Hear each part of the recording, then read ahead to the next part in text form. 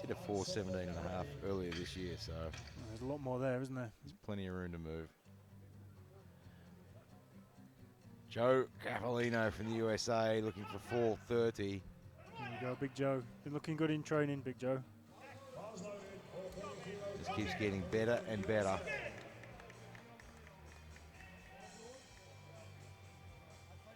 Taking that long, long walk to the platform. Having a chat with the loaders there. Yeah, having a bit of a chat. There you go, mate.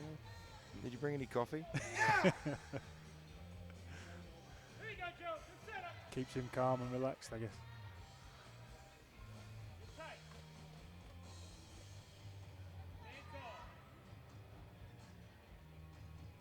Nice and steady. That is a lot of weight to be walking out. 4:30. Looking for the bottom there. Oh, he's getting powerful. He is looking stronger than ever. Just didn't quite get the depth on that one. You could see he was really struggling to get down there, wasn't he? Just a little bit tight there, I think. But boy, he's looking strong though. Yeah, the good news is it came up really well, didn't it? Yeah, it's just a fraction shy. Yeah. Another big hitter, Andrei Konovalov from Russia, 460.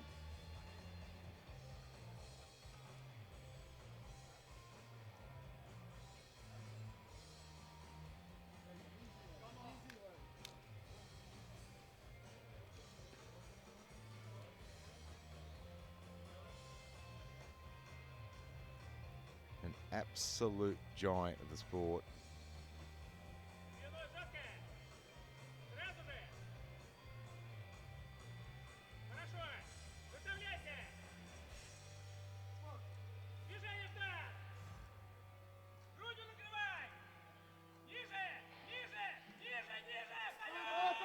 Oh, he's looking strong. Looking wow. He's looking strong. And walks off faster than I've ever seen him move. Just waiting for referee's decision. That's a good lift. Good lift. 2 to 1. 2 to 1. He's looking very, very strong though. Blaine Sumner looking for 475. And at the end of this round, Chai Chi Fong from Hong Kong has been awarded a relift. Yeah, I think they got that rack height wrong. He was stood there for a while, so. Yeah, and I think that's the right decision. Yeah. Give him a fair crack at it again. 475. Edging awfully close to that world record. It is a huge, huge opening lift.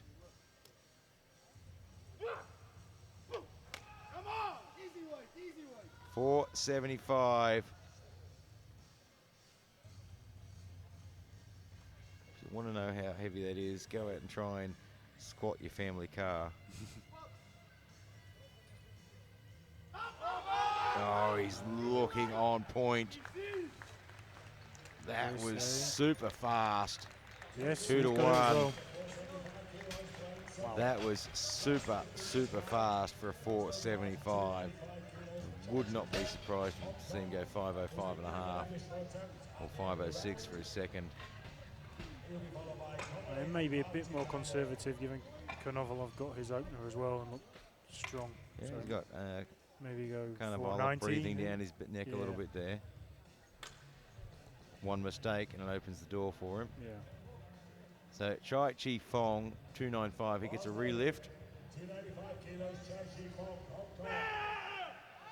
And then he'll be following himself most likely.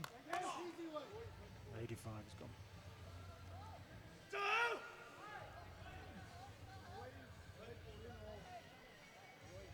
Yeah, so this is going to be a tough turnaround if he gets it as well, isn't it? Yeah, very much so. You know, if he puts this on the board, does he then think, okay, I'll skip my second lift, then do my third? Yeah, maybe. Because it's quite a quick turnaround, particularly fast for this weight class as well. That looked better. That looked like he's got it all under control there. Yeah. 3 white lights. He's got it. That one goes up on the board. So we put 4 minutes on the clock, and you're right, that is a really quick turnaround.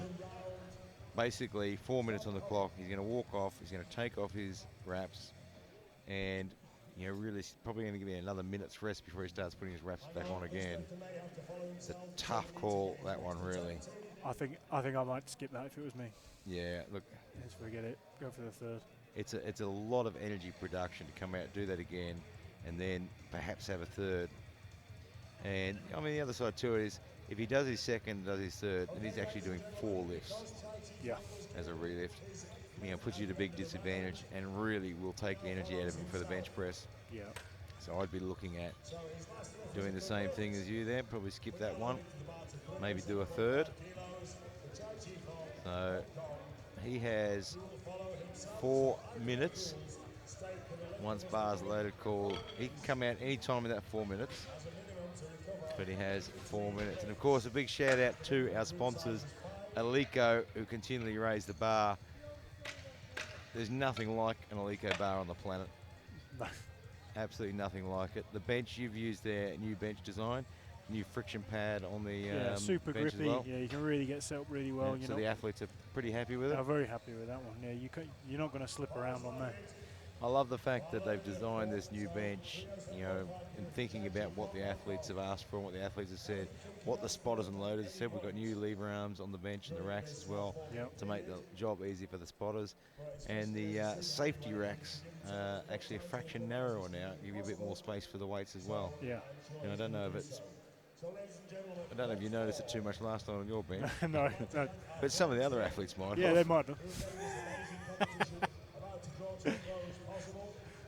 Everyone has to have a bad day at some point. Well, you do see people clipping the safety racks on the old benches, so haven't seen that this week. So Yeah, perhaps it's resolved that issue. I think they've done a lot to create a product, thinking about what everyone sort of asked for as well. Yeah, absolutely. They're a great sponsor. They do so much for the sport. They've equipped so many competitions throughout the year, every single year. They're just huge supporters for sport in general, and especially powerlifting. Of course, Uplift have put on this quite incredible competition here, an amazing venue, and produced the fantastic online coaching platform, bringing coaches and athletes together from around the world. And of course, SBD, greatest lifting apparel and equipment you can get your hands on. We use it not because they're a sponsor, we use it because we actually like them. I put my SBD belt on and didn't take it off for 4 days. Was that to break it in? Look, no, I just didn't take it off. I just liked it. Yeah. My wife wasn't happy with it, wearing my SBD belt for 4 days. But if you marry a powerlifter, this is what happens. Yeah, that's what you get. So we've got 2 minutes left on the clock. Just trying to have a sneaky look out the back and see if they are considering coming out for. One thing we can say about all the families of all these lifters and my family as well is, without their support, none of us would be here. Look, and it really is a family sport, and we see, not just the support from the families as well. We've got families that power lift together. Families lifting. I was talking to Donovan Thompson yesterday. Both their kids lift as well. It's absolutely fantastic. Although I think he's a bit worried that both his kids are going to be out lifting him before too long. Yeah. Okay. I'll be a little while before I get Freya and Jack in the garage with me, 4 and 1. But anyway, I'm sure it won't be long. But they've started, yeah? Oh, they've started. They're watching this now, I think. So, hi guys. It's fantastic that you get all this, and that is one of the great things about powerlifting. It is such a family sport, and it's for everyone, and people just get behind and support each other. And you're right, none of this happens if you don't have supportive families being away all the time. And of course, my family's at home in Belarus waiting for me to come back as well. Yeah. And we have 1 minute, 1 minute and 7 seconds left on the clock. And just having a look down the ramp there through the camera, and can't see whether he's looking to come out or not. He is. It looks he is going to take the attempt. He's recovered enough. He's played a pretty smart attempt too. It's not a huge jump from 295 to 307, particularly that body weight. He's only got 30 seconds to go. Or is that 30 seconds, then he gets the minute? No, Is that the end of the is 4 30 minutes? seconds to go, I believe. Yep, because bar loaded is called at 4 minutes. Yeah, I don't think he quite realised that. No.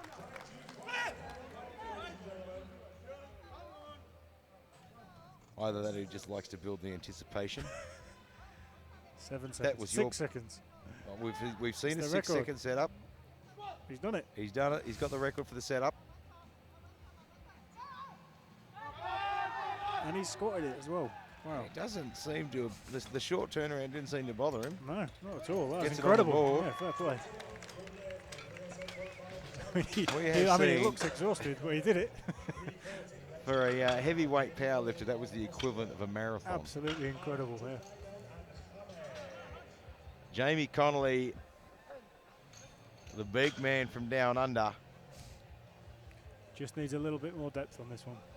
Yeah, look, he's a good squatter. And he's a good bencher as well. Just needs to get those nerves off. Don't get caught up in everything that's going on around him. Just come out and do your job.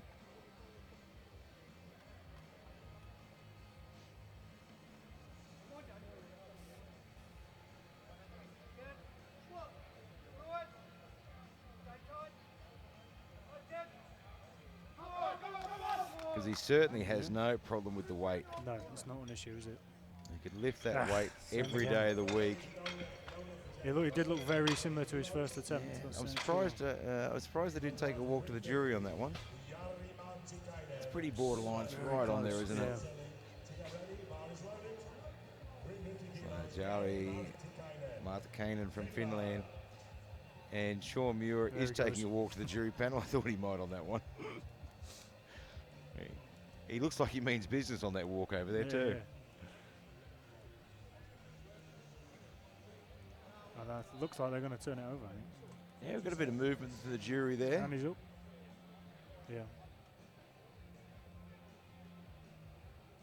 Yeah, just saw a nod from Sean. It looks like it's going to be overturned.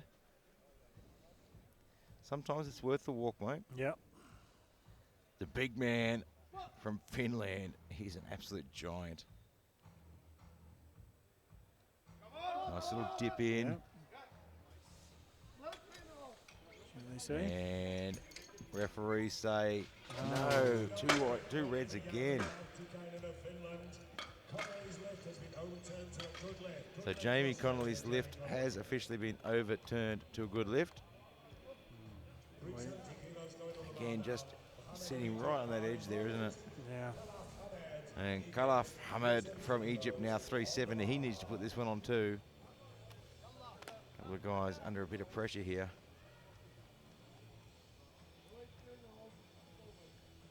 And if you miss your first and second squat, a lot of pressure on the third. There's a lot of pressure. And yeah, you try and go out and put it out your mind and just squat it as normal. Yeah. You have to, because you can't do any other. But it's always nagging in the back of your mind that how important it is. And that usually makes you do something else wrong. That's a good squat. Yeah, better control there. Yeah. His biggest issue was locking it at the top, Yeah. and he gets it that time. Yeah, he came up really quick on the first one and just couldn't get the knees to lock. So it takes the pressure off a little bit. Tobias Sinzeling from Germany. 382 and a half.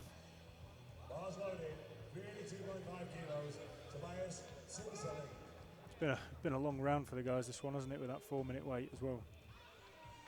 Yeah, and it really affects them too. I mean, they've got to sort of readjust their timing for everything. Yep. Coaches and athletes are sort of set them, you know, this is going to happen, this is going to happen, this is going to happen.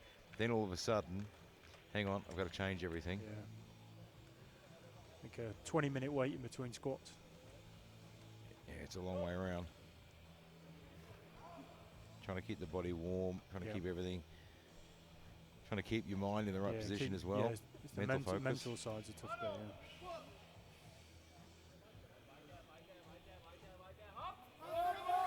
Oh, he went deep on that one. Yeah, and recovered it. That was super deep. Cracking squat. I don't think the referees had much to argue with on depth on that one. No. Did check though. And it worked for him, you know. I did wait until the lights came on, just in I'm not case. saying anything anymore. Yeah, and going that extra deep, I mean, as you know, it's a risk as well. Yeah, yeah. Sometimes you just can't recover from that position. And Carlos Manuel Campos Murillo, Costa Rica, 385.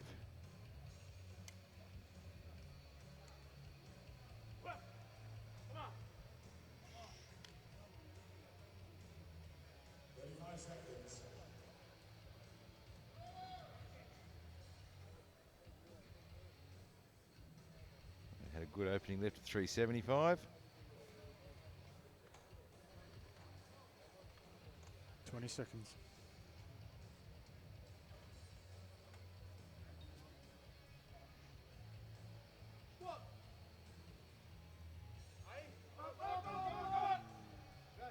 Plenty of power. Yeah, not sure if that got there or not.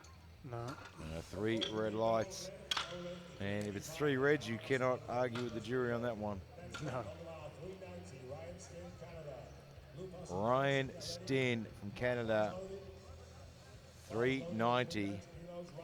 His knees just drifted forward. He thought he was going down, but his knees were just going forward, so he didn't quite you've really get got there. to sit back into it. So Ryan Stin with 390 had a great opening squat. Looked absolutely fantastic. So maybe decided not to take his second. No, here he comes. Here he is. Just likes to build the atmosphere and the intensity. Get some anticipation going. Well, if you can set up in 6 seconds, I can do it too.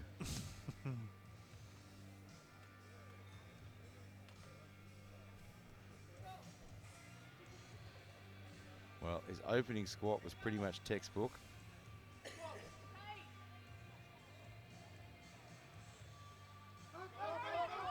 So was that. And his second one looked textbook. Yep. 3 white lights. Excellent squat. Pretty happy with that.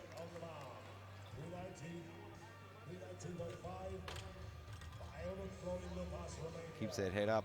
Sits back into it nicely. Florin Lupus, Romania.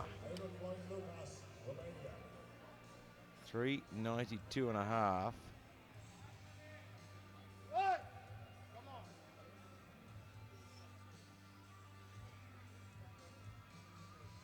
Weighed in at 138. So on the lighter end of some of the 120s.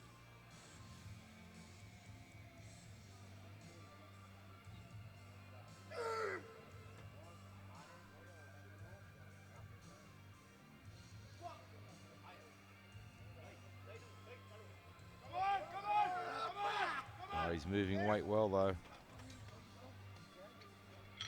No. Not deep enough. Again, Guys, I think the knees going forward instead of hips going down. Just as you get to that bottom position. yeah, It just rocks forward instead of going in. never really looked like depth on that one. Julian Johansson from Iceland, 412 and a half.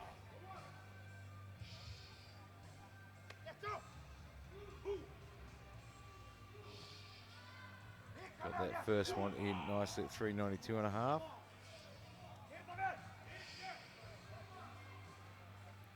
Looked pretty solid.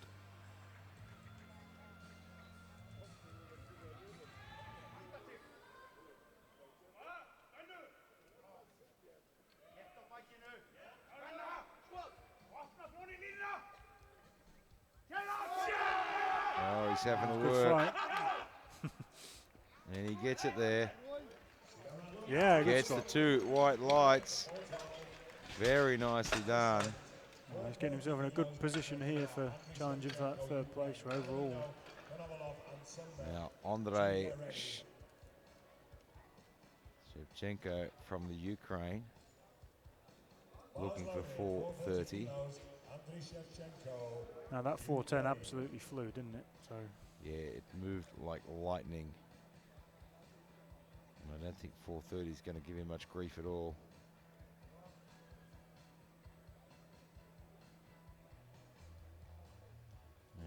waiting for him to come out. Here he comes now.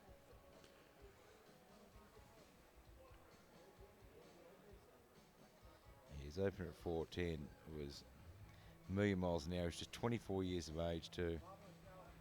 First year as an actual open lifter, not his first year in the opens, but first year as an actual open lifter.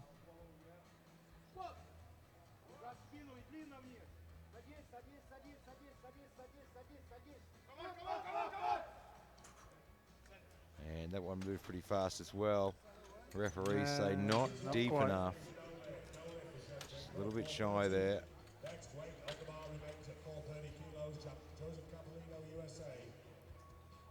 Yeah, he just started folding over rather than actually sitting back. And see, as he got close to the bottom, rather than the hips dropping down, he just started to fold at the back. Yeah. Joseph Capolino, USA. Joe needs this one.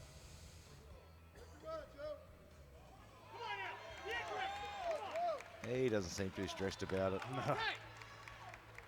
He's been here before. It's not his first rodeo. No.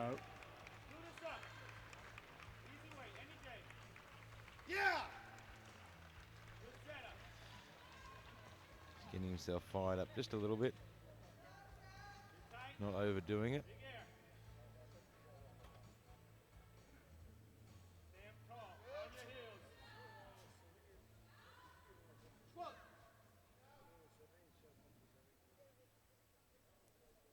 Just needs to sit back. Everyone's gone so quiet. He is so strong. His strength is unbelievable, but just not deep enough again. And he's going to take a walk to the jury. I don't know if he's going to get any joy though. No. He just looked like he starts He just stopped, bending rather than sitting. You can see same sort of thing, just sort of bending, knees dropping forward a little bit, but not going back. I mean, it's very close. Right just on it. not quite. Right now, though, Andrei Konovalov from Russia, 480. I mean, if you're an American coach now, you're thinking put a bit more weight on that bar and hope it pushes Yeah, him look, I down think a at bit. this point, you know, maybe that's where you need to go. Maybe the suit's a bit too tight with that weight. I mean, it's sort of at the point now, you've got nothing else to lose on that. Man, they've gone 430 again. Yeah, Konovalov, I mean, a competition here is a great opportunity for him. He hasn't got a huge time zone different from Russia. So he's not having to worry about date lines and time zones.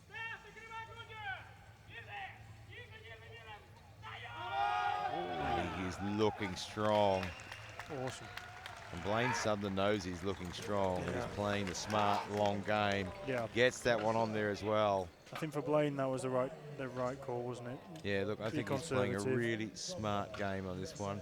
He knows Konovalov is looking good, so I'm going to play the long game. Yeah. So he's looking at 485. No heroics, just keep getting him in. And Blaine is an oil-filled boss. Yeah, if he told you where to drill, you just drill. Yes, yes, sir.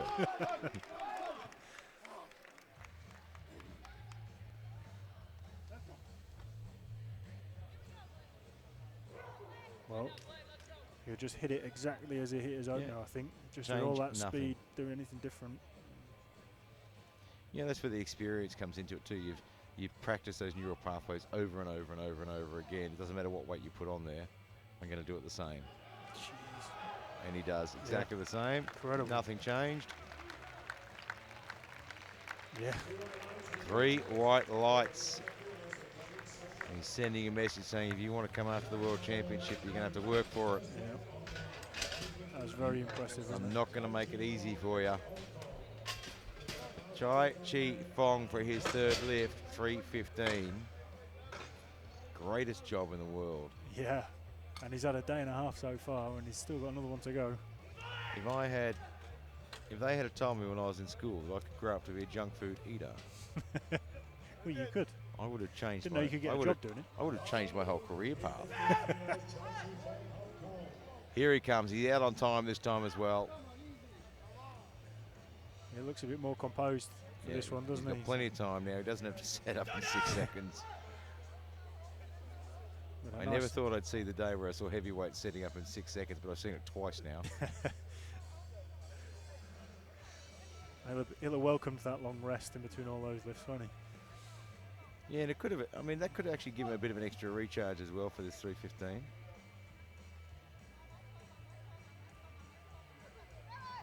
Grimacing on the way down. Yeah, I think they had those knee wraps very, very tight. If you've not lifted in knee wraps before, they are not the most comfortable things on the planet. No. Yeah, neither is a squat suit. No, yeah, none of it's comfortable. No. None of it's comfortable. Jari Martikainen from Finland, 350. He is under pressure. He's missed his 2 attempts previous. Both on depth. So he's really just got to hang in there.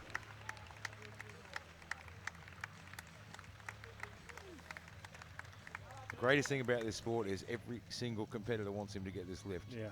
Even if he's going to beat you.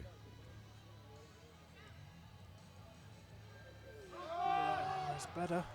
It's better. It's certainly better. Is it enough? It is. He gets it on the board. Everyone in the room was willing that one. I love that every competitor wants you to get your lift, even though that lift might beat you. Jamie Connolly, the big man from down under, had his 340 denied, then overturned by the jury to a good lift. Now looking at 360. Weight-wise, I don't think it's an issue. No. No. Yeah, this might even be his best squat. The extra weight might extra push a little bit just push through. him in a bit and away he'll go. Might be all he needed.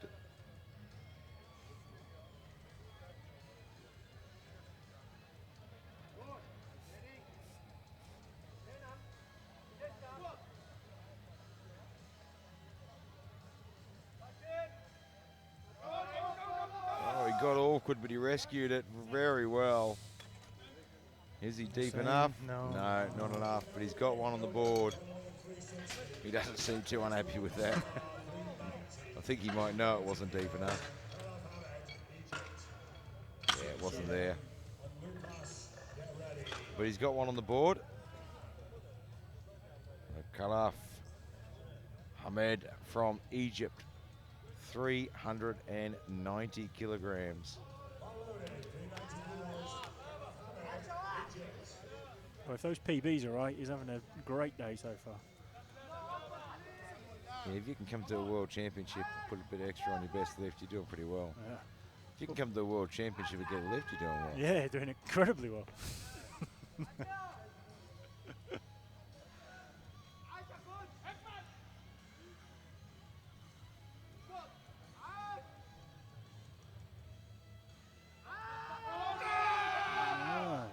I think he might have that.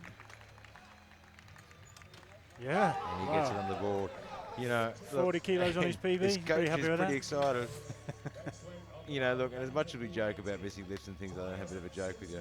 If you can come to the World Championships and get a lift on the board because you're pushing yourself to that point, you're doing pretty well. Yeah, I think people at home who've not been to an international to understand it's very different to lifting at home as well. You know, the travel and being away and what you can get to eat and all of these things and whether or not you're sleeping well have a factor on how you feel on the day, and you know you just got to deal with it on the day. But yeah, it's very different to lifting at home. Everything makes a difference. Yeah, it's a bit different than, you know, driving 20 minutes to your local gym for the competition.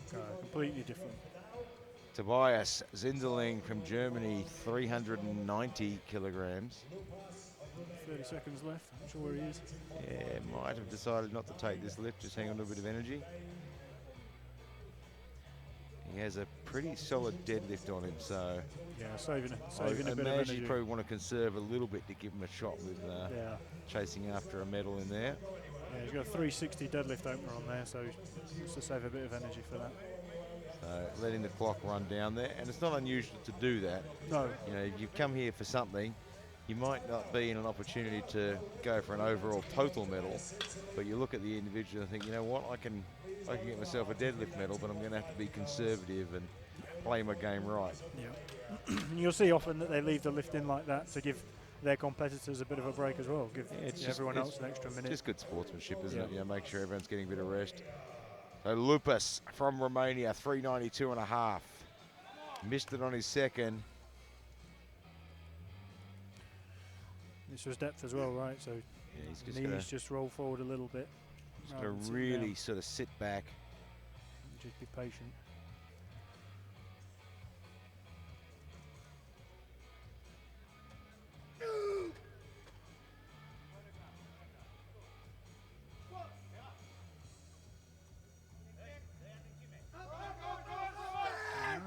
Maybe. Let's have a look. None of us are game to say anything. Yeah. Gets it on the board. 2 white lights. When it was close, but it was fast, so it gives you the benefit of the doubt a lot of the time. And I mean, I always talk about you don't want to hang around down the bottom for a long time and give the referee something to look at and really think about. Yeah, I think that's a bit the issue that Joe's having really, is it's taking so long to get down there that they got too much time to make a decision.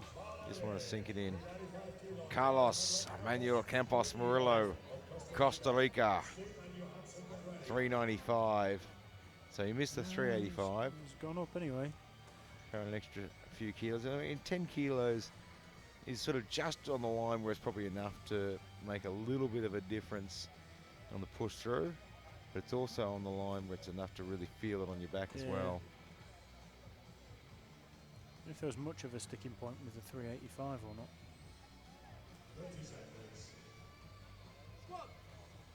It's always a handles the weight well. Let's see what the referees say. No, not deep enough again. It's close. It's always such a big call as a coach, and I said to Ralph the other day, I said, I think I've done it twice in my entire career, put extra on where they've missed the lifts. And I've been really lucky that it's worked both times. I don't think I ever want to do it again because it nearly gives me a heart attack every time. Yeah. Ryan Sten. Of course, Rhea Sten having an incredible day yesterday. Yeah, she was awesome. 402.5, and Ryan is having a pretty good day too. Yeah, the first two have looked amazing, haven't they? Really controlled. And it's a bit like a Canadian squat clinic. Yeah. Where you have squat lessons and then bench lessons, pancakes and maple syrup.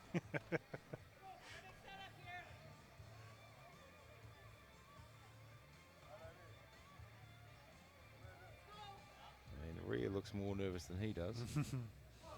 Always the way.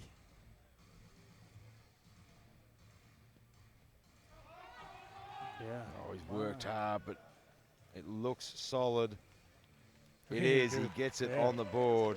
Honestly, technically been excellent today, hasn't he? Has been fantastic. His technique is really on point, and I imagine it's going to be on point on bench as well. He is a real technician, though, Ryan. Yeah. Julian Johansson, Iceland, 420. You know, I often like watching the lighter weight classes in the men and women because they are great technicians in the really light weight classes. And you don't often see really superb technician in the really heavy weight classes. You've got that bit of extra muscle, so if things go wrong, you can get away with it. Yeah. If you're 59 kilo and things go wrong, you're probably not going to get away with it. So it's great to watch such superb technique. So 420s on the bar. I can't see any movement out there. No, I don't think he's coming for this, is he? Just trying to conserve a bit of energy. Again, another one with a huge deadlift. Yeah, big deadlift. He's probably conserving a bit of energy, thinking he was probably at his limit with that 412.5. So yeah, and you've got to plan it your whole day. You can't just think about one set of lifts and then, okay, we'll think about the rest now. You've got to look at your whole day. There's a lot of energy. In equipped lifting, there's a lot more energy expenditure. You're getting in and out of your equipment all the time as well. Yeah. And it's certainly not something that's easy to do. So assuming Joe gets his 430, they're very close for a third place battle overall, aren't they? I think everyone here wants Joe to get that 430. Everyone wants to see a nice battle. So Andre Shevchenko from the Ukraine now, looking at 430. Missed it on depth on his second. It moved really well. Just wasn't deep enough.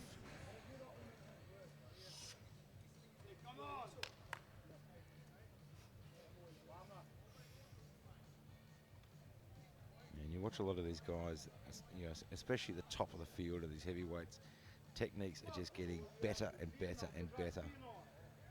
And that's why we're seeing so much more weight shifting. I mean, he looks good. No, he's just not deep enough. I mean, he's strong enough. His form's good. It just needs to sink in. I think he was very similar to the second one, wasn't it? Just right on the line. Right there. The big Joe Capolino now. Big one for Joe now. 430 kilograms. Everyone in this building wants him to get it.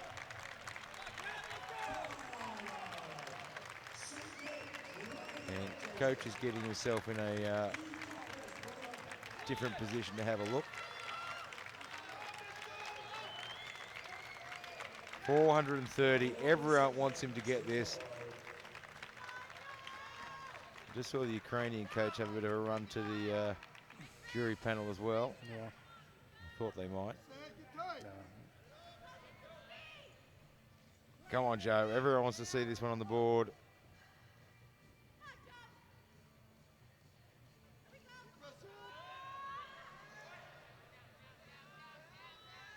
Oh, he's just struggling to get down there, isn't he? Let's wait and see. It's going to be borderline. It has to be pretty close. It's on the board. He is still in the competition just by the skin of his teeth. And you can see the relief on his face as he walks off there. Unbelievable. He is just so relieved. Just got it down there.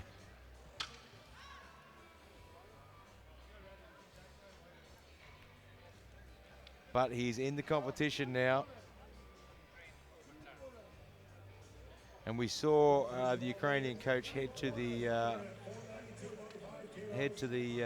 jury panel there for Shevchenko, and I just found out it's been overturned to a good lift. Oh, so he's got the 430. So he's got the 430. So we have got a competition on our hands now, and of course Andrei Konovalov from Russia, 492.5.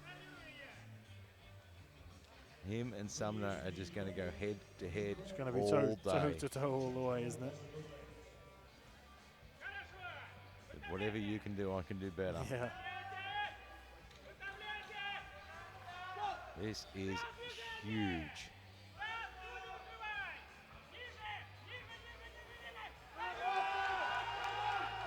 God, you wouldn't know that they'd put 492 on there. Unbelievable.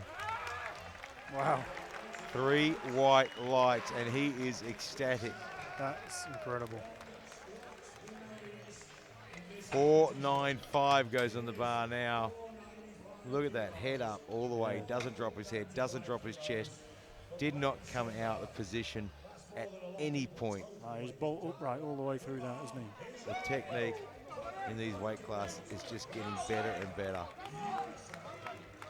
And 495, and here is the master himself. And he will do exactly what you said, exactly the same. Same again. Nothing will change. Nope. He'll just attack you a little bit more. Yep, the only thing that will change, a little bit more aggression, that's it. Bang, bang. And you're right, and nothing changed at all. Incredible. And 3 white lights. Boy, do we have a competition on our hands now. So, of course, Sumner takes out the gold medal in the squad. Konovalov with the silver, and Shevchenko with the bronze. Don't go anywhere. This is heating up to be one of the best heavyweight sessions we've ever had. Back here, 20 minutes.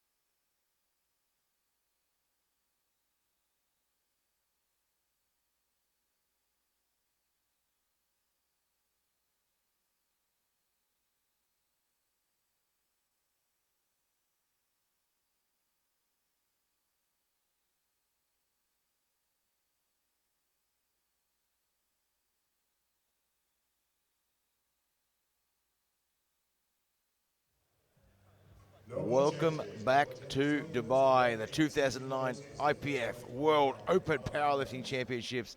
And boy, we have seen some massive weights get moved through that session. We're now into the bench press for the 120 plus lifters. And of course, the bench press, the most technicalities of all the lifts.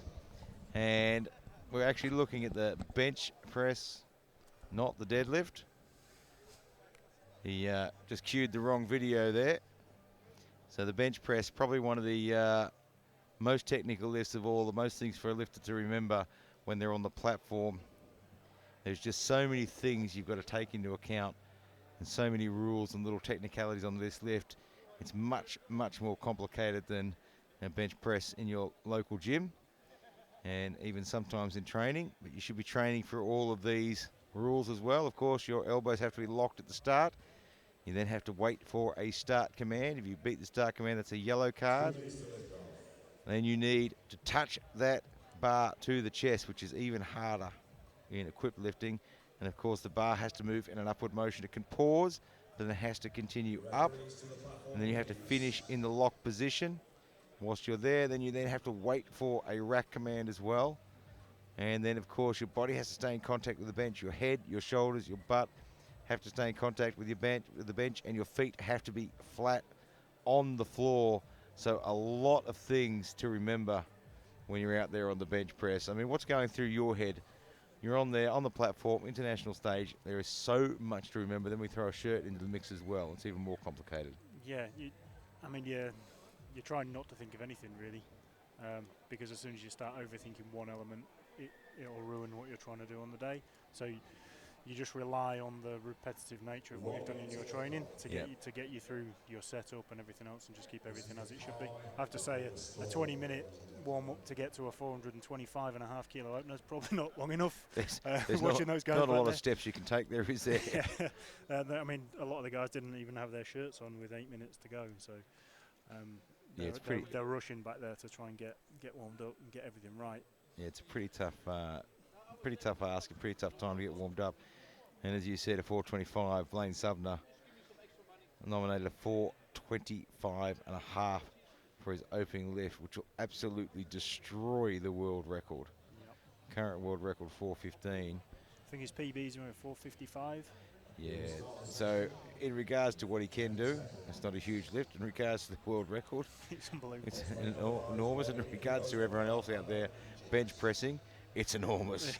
425.5. Well, we get underway here with Khalif Ahmed from Egypt, looking for 180.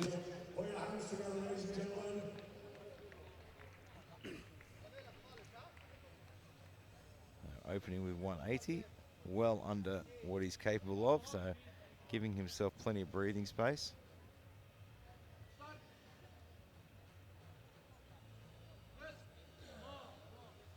And very fast, very easy. Nice easy opener. He can probably manage that pretty easily raw as well, I'd say. Probably. Jari Martikainen, 220. And I guess that's one of the things with the bench press. You should be training, when you're training the bench press, training in the gym, you should always have your feet flat on the floor. You should have your butt down. You should have your shoulders down. You should have your head. Yeah. You should be training for those things. These are these things you try and get drilled in the whole time, because it's easy to fall into a habit of doing something incorrectly and not noticing. And then you just repeat it on the platform.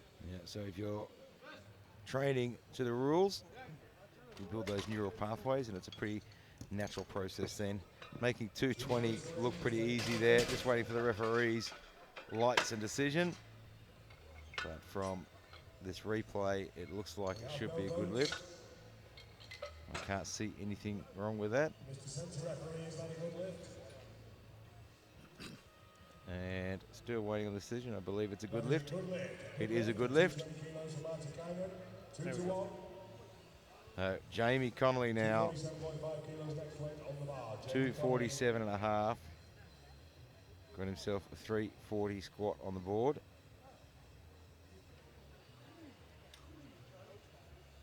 Now, I remember Jamie competing last year in Sweden And we just finished talking about how everyone was making some really great decisions on their lifts, and Jamie went and put in an enormous bench for his third. Just so I could take my foot out of my mouth. I'm sure he heard me at the back and said, well watch this. Gonna put 25 kilo on it. It's a 247.5. He's a very, very strong man.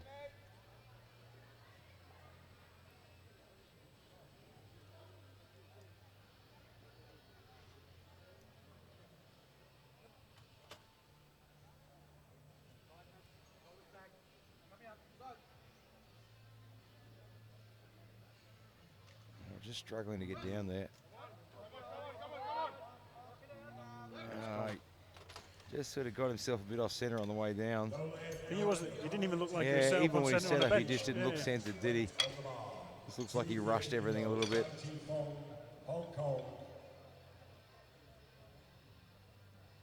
Yeah, I think he'll calm himself down a little bit for a second.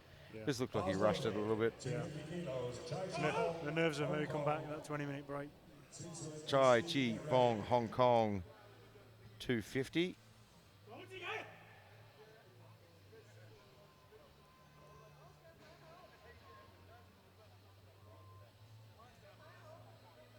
Yeah, we often talk about the bench and sort of not being the area where you're going to make up huge amounts of weight and try and catch someone, and you really want to chip away. But then Blaine Sumner comes out and puts a 425.5 on. Yeah, there's no accounting for that, is there? Maybe it is the place. Yeah, not for most people. I really struggled to get the touch on that. Yeah, he recovered it then. Interesting to see what the referees say. No lift. A few things wrong there. He couldn't get it down properly there, and he was wobbling around, I think. Yeah, he eventually got the press command, but it bobbled a couple of times, and yeah, he's actually touched and it pulled him back up again. And then the bar dipped as well. And, yeah. Tobias Sinzerling, Germany, 260. Just shy of his best lift.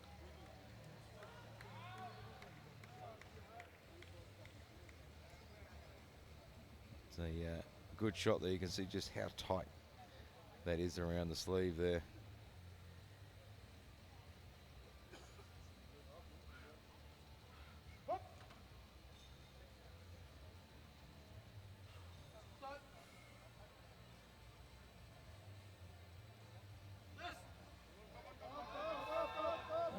To work hard for it, but I think he might have it. Yeah, I think he's got that. He was chasing it a little bit with that left arm, wasn't he? Yeah, he gets it on the board though. 260 kilos. Next weight on the bar, 280 kilos. Ryan Stin, Canada. Mark and Campus Video, get ready. Ryan Stin. He's technically brilliant on the squat. I imagine these benches are going to be the same, aren't they? His squats were absolutely outstanding, weren't they? 280 kilos, Ryan Stin, Canada.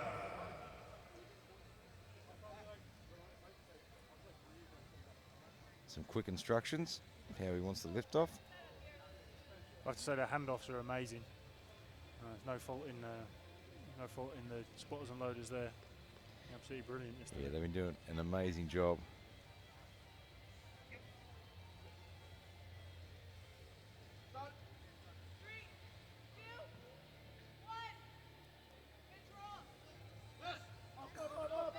Oh, absolutely spot on the money. That should be 3 white lights. Yeah. Oh, he gets a red light there from the center referee for not locking his elbows properly. Can't really see from this angle.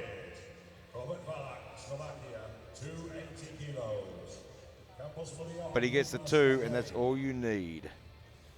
Robert Valak, Slovakia. 280 kilograms. 15 kilos below his PB, so should be okay.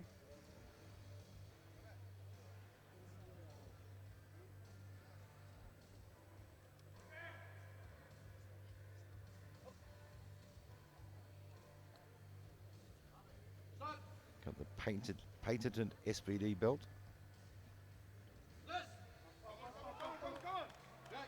Good speed. Yeah, flew off that bit, didn't it? Yeah, chased it really well.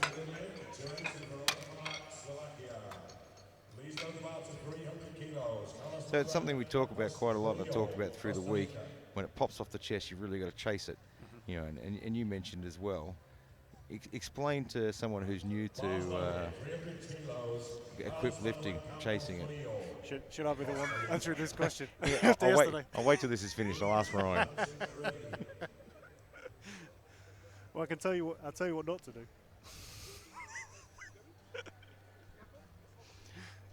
We'll go over what to do in a minute. Yeah. Carlos Try Manuel. to talk it through this lift as he's doing it. That might be the way to go. Assuming everything goes well for this guy. So as he's bringing this down, the shirt's going to tighten up and it's going to push him lower and lower and lower. And you see that touching point probably a bit too low, and then he's got to drive it back towards the rack. He did a fantastic job of keeping hold of that, actually. And that's what I remember when you're chasing it. So if it pops off your chest and just goes forward, you've no chance of finishing the lift because you're totally off the line. If you can follow it back towards the rack, and that's what I'm saying, when you're chasing it, you're trying to get your elbows back underneath the bar, because when you're in that bottom position, they're out of position. And as the bar pops off your chest, you've got to try and slip your elbows back underneath the bar to chase it towards the rack. Now you can go too far, and that's what happened to me yesterday, where it just overleans, and you come back over your face. But if you can get your elbows underneath the bar, you can prevent that happening by driving the bar back upwards instead of just back. Well, if you're watching at home, you just got some very good tips from a very, very good lifter, a world champion. And Florent Lupus now from Romania.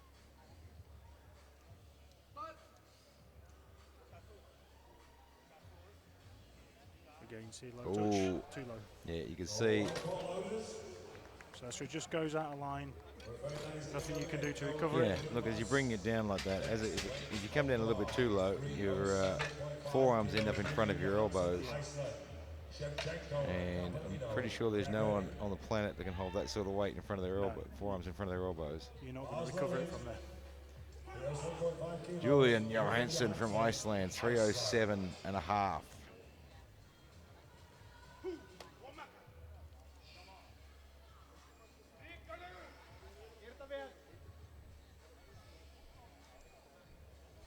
So you're talking about an equipped bench. You're always talking about like a rotational movement from the point that you touch to the point that you're locked out.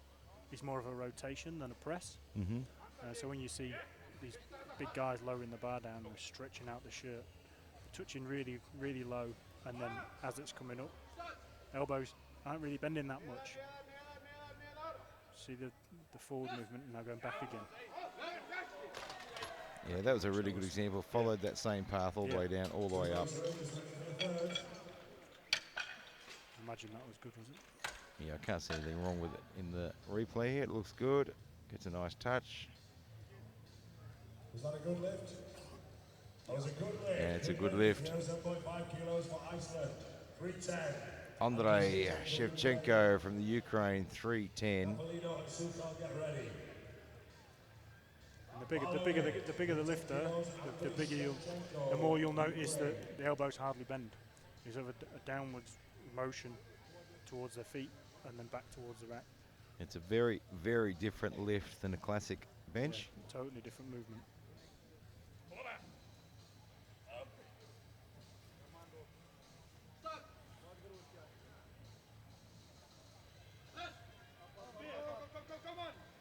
Oh, he did that very well. Yep. Very strong. 3 whites. He's looking very good today. So we go 325 for big Joe Capolino, US of A. You always know when the super heavyweights have arrived at competition, you go to the breakfast buffet and there's nothing left. Big Joe, 325. Had a pretty rough day on his squats, but he got one on the board.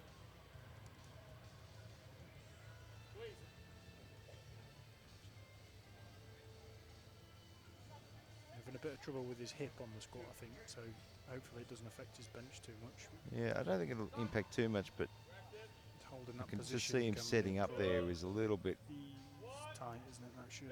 Oh, it's super tight, isn't it? It's coming. If you can control it, which he can. He did. Yeah, well done. Held that together. Yeah, I mean, we talk about the tightness of the shirt. If you can control that tightness, Yeah. then it's fantastic. But you run the risk of it getting away from you. The shirt has a tendency, I mean, that's how the shirt works. It builds up potential energy as you drag it down. And that potential energy continually wants to turn into kinetic energy and do what it wants. Yeah. And there's been a number of times my shirt's done what it wants. Yeah, they don't listen. Yeah, my shirt and I often don't get along. No, yeah. Mine's going in the bin when I get home.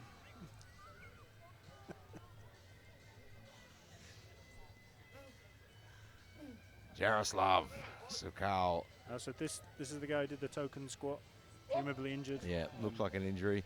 Hopefully this is the start of his competition. Big bench. Oh, and he got good speed off the chest, but just couldn't convert it. I think it was sliding off his chest there as it touched. Yeah, it looked like it shifted a little bit. You can see as he came up, he drove back well, but then it straightened itself up way too much. As he touches his chest, just before he gets the command there, you see There it goes, it dip. dropped down, out of position. You can see how much it just straightens and Yeah, stops. he's lost the line there, he's not going to recover. Andrei Konovalov from Russia, 360.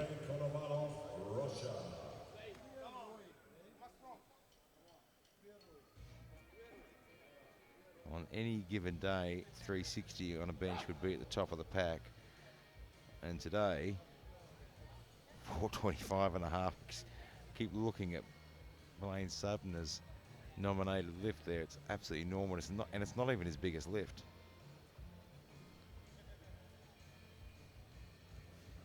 Well, all Andre can do is keep getting his in, so I guess that's what I'd be thinking That's about. his job. He's just got to come in, do his job, and wait for an opportunity.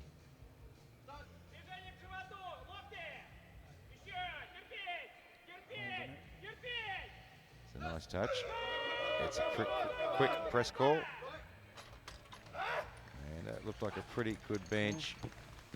He's in. He gets 2-1 there. 425.5 world record, and not just a smidge over the world record. 10.5 kilos over the world record. I did like the half-kilo chip there as well, and that's going to come in. Could come in quite useful at the end. So 425.5, and a very tactical half a kilo there, just in case it comes down to that last pull. That half a kilo could make all the difference. I won't worry about body weight then. It won't matter, will it? 425.5. This is insane. Now watch this movement, the rotation down. Elbows barely bend.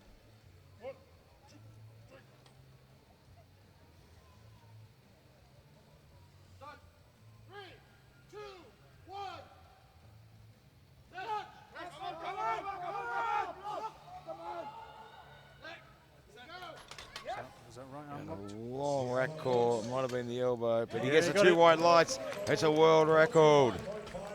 425.5 kilograms. It was a great looking lift. It's great speed off the chest there. I mean, he just bench pressed a small car. When your subtotal is 920.5 kilos, you know you're a big lifter. And you haven't taken a second yet. That was enormous. So we come to the start of the round. We've got a few guys here still needing to get a lift on. Khalif Hamed from Egypt, 190, got his opener at 180. It's well under his best lift. Yeah, his opener was nice and easy, so he should have this 10 kilos in there.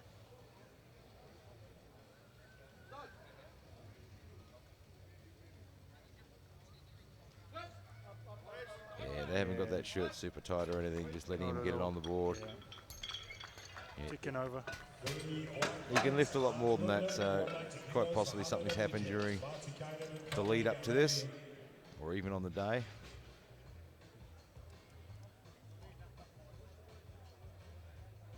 Jari Matikainen from Finland, 230.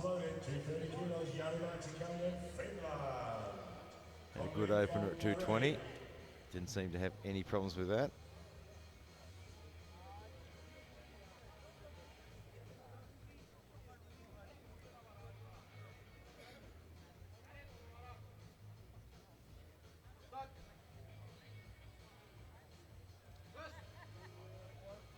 No problem with that either.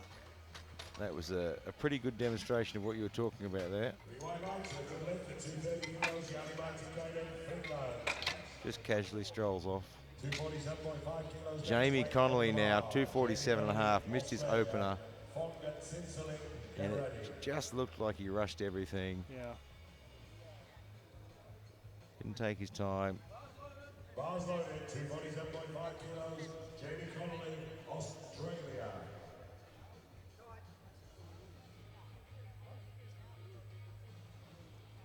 I'm just seeing a bit of movement for the jury, so just waiting to see what that is. Sean Muir, president of the Australian Powerlifting Union, looking on, who got their full membership, the General Assembly this week.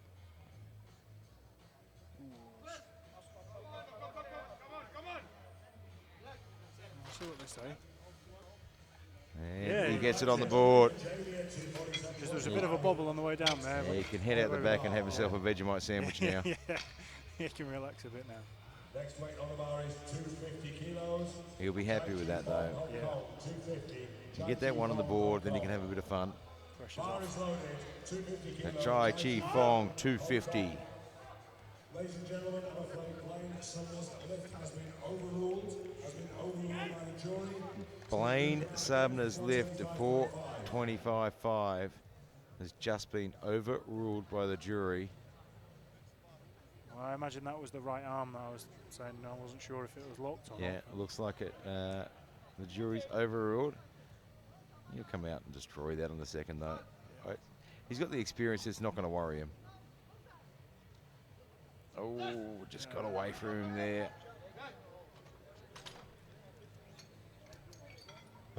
Good lift at 250 for Chai Chi Fong. But he gets it on the board. 270 next weight on the bar. Definitely seemed to move on his chest before he went. Yeah, and he had that same problem last time, but last time it was after the press command. Yeah, and this time it was before. Yeah, it moved before it, didn't it? Bars loaded, 270 kilos. Tobias Zinzeling, 270.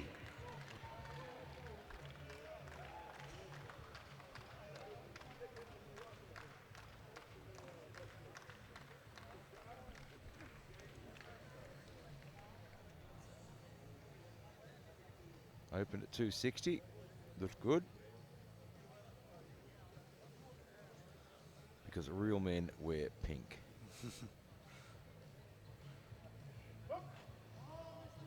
And when you're a 120 plus lifter, you can wear anything you want, really. Yeah. No one's going to argue with him about that. And good bench as well. Yeah, 3 on the board, 3 white lights. Ryan Stinn, who has been absolutely outstanding. He gave us a squat clinic earlier. Looks like he's going to give us a bit of a bench clinic as well. Pay attention, Tony. I'm taking notes.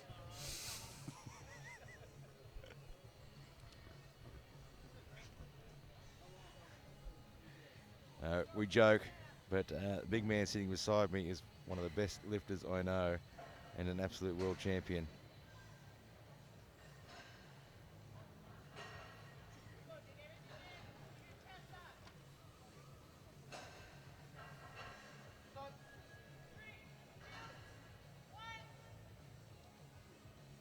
Oh, it was tough to get there, but he controlled it really well.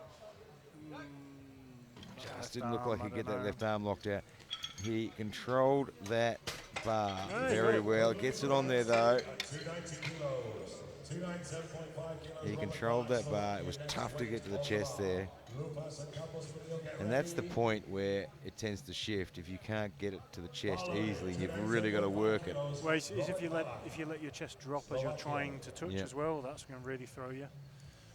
He managed to hold his position really well, so kind of got away with being able to wait. It's a tough balance. I mean, the shirt tries to push you and fold you and compress your chest. At the same time, you want to be lifting your chest up to the bar. Yeah. Otherwise, you know, all that tension in the shirt's wasted. You just let it all go because you collapse. Robert Valak, Slovakia, 297.5. So it's just 2.5 kilos over his PB, but that opener was easy. Yeah, he absolutely smoked it, didn't he? Yep.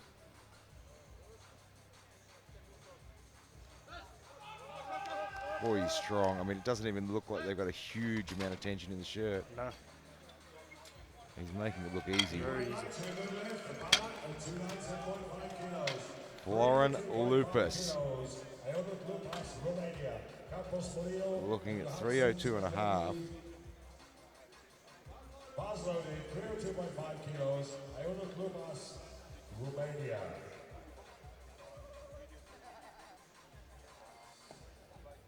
So missed his open at 302. We're looking to try it again now.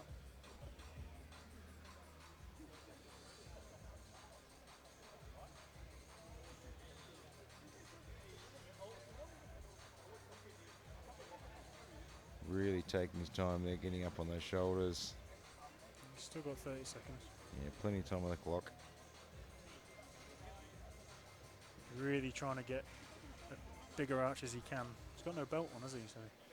Yeah, he wants to get as tight as he can, trying to get that chest up as high as he can. Oh, I think he's coming down too low again. Oh, he managed that very well. Got it, I think. Yeah. Gets it on the board. On the way down, it just looked like he was coming down too low again. Somehow he managed to hold it there, though. Well, I think he's managed to set his arch up high enough to get away with it there. Whereas I think the last lift he probably wasn't quite as high. He did very, very well. Carlos Manuel Campos Murillo, 310, Costa Rica. He had a very, very good opening lift, 300. Looked fantastic.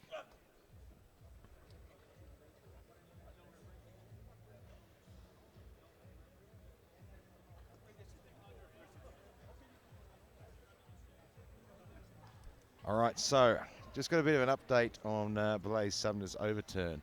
So it was overturned because his head was not on the bench, which is actually a result because of his headband has a knot in it, and it's actually lifting his head off the bench. Well, the bench up there is actually rock hard.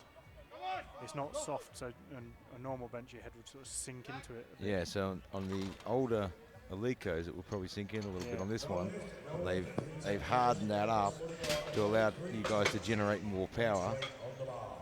So I imagine he might spin his headband around a little bit on the next one.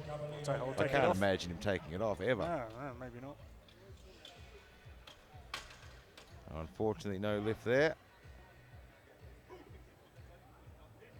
Julian Johansson, 320. But Blaise Sumner will not let that happen again, that's for sure.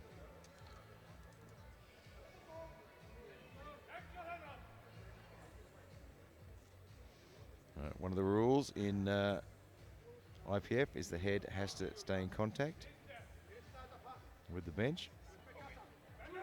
So the hardness of the new Alico bench allowing you to generate more power? Or just more comfortable to... I think the biggest thing about it is the grip on it. I think you don't have to get absolutely covered in chalk. You see guys are still doing it. You don't really need it. Yeah, and I mean, I think that'll take a little while to sort of filter through, change of habit. So he gets that one on the board. And at the moment, using the chalk, I mean, we've traditionally used chalk to stop ourselves from slipping on the bench. Yeah. It'll take a little while for that habit to pass by. Yeah. But everyone seems pretty happy with that grip pad on the bench. Yeah. I know, I do like a slightly softer bench. I just feel like, but because on a slightly softer bench, obviously it's a bit grippier. But obviously with the grip, on this bench it doesn't make any difference.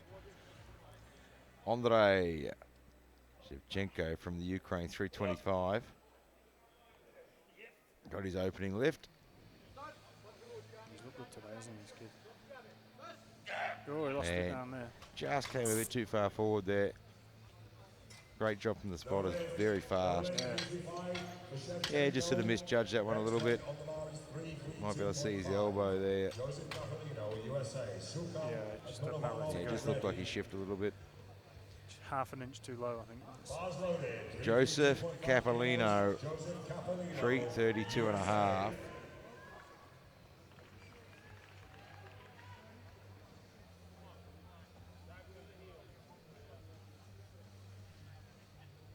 Still well under his PB, this.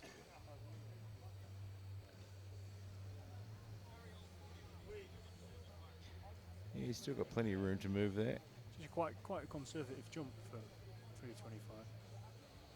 But he knows he's got Julian right next to him in the overall. He's playing the long game. He's thinking it through, and he's lifting for the day instead of lifting on what he can do.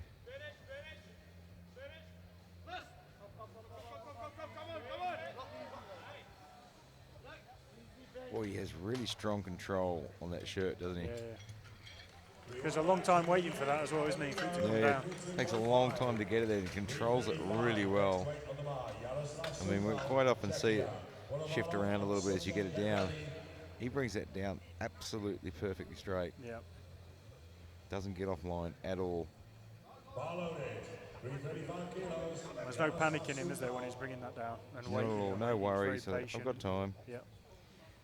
Jaroslav Sukal from Czechia, 335.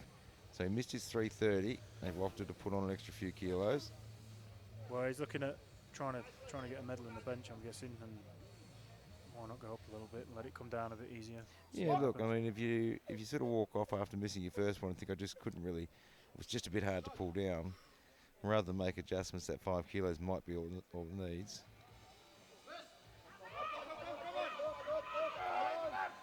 And he's just struggling to get to lock out there. So the thing is, yeah, the 5 kilo extra didn't really help it come down any better. No, it didn't really make too much of a difference. Andrei Konovalov from Russia, who is looking very, very good today. 20 kilo jump on bench. That's a big jump, isn't it? But 360 was easy, right? It's a very big jump, though, isn't it? Bars loaded, 380 kilos, Andrei Konovalov, Russia. He's got a personal best total of 1,230. And he's almost got a subtotal. He's almost got a predicted total of that already. Yep.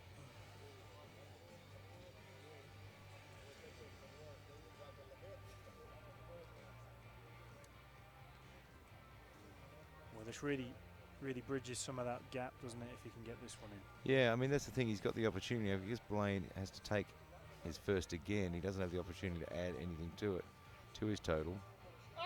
Whereas Konovalov now has the opportunity to add 20 here. You know, and if this one goes well, maybe even another 10.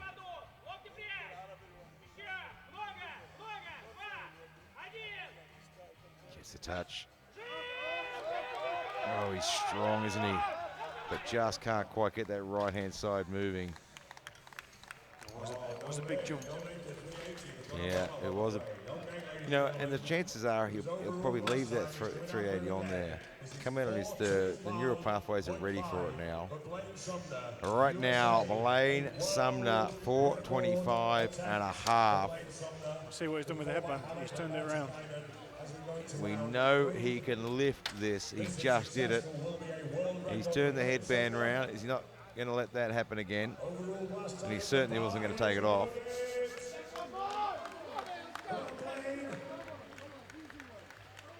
Everyone wants him to get this. 425 and a half.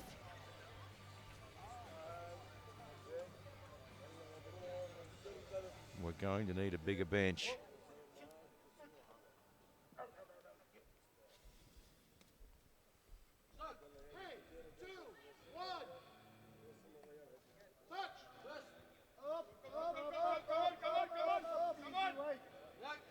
Boy, that's strong. He didn't get a whole lot of speed off his chest, and he still muscled through it, and he gets the world record 4:25 and a half. And hopefully he keeps the world record this time. And the jury are talking. He didn't get a lot of speed off the chest, but boy, he muscled through that. Super, super strong. They call them super heavyweights, but these guys are absolutely superhuman. If you can hold 4:25 and a half, I think you're doing well. Yeah. I mean, I think if someone handed me out 4:25 and a half, that would be my last words. Thank you. Just be a matter of how long it took to hit you. Probably not long. Not long. Khalif Hamed looking for 200.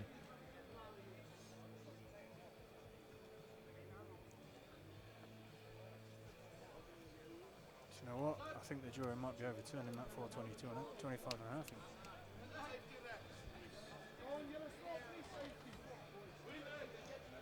There's a lot of discussion happening at the jury table right now. I'm not quite sure what's going on there. Not quite sure what's happening. I think it might be getting overturned. I'm not sure. The US coaching staff didn't look very happy.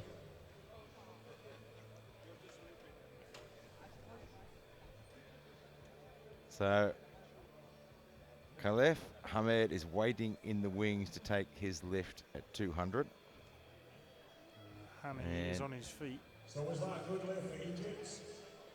Well, See a show of hands, please.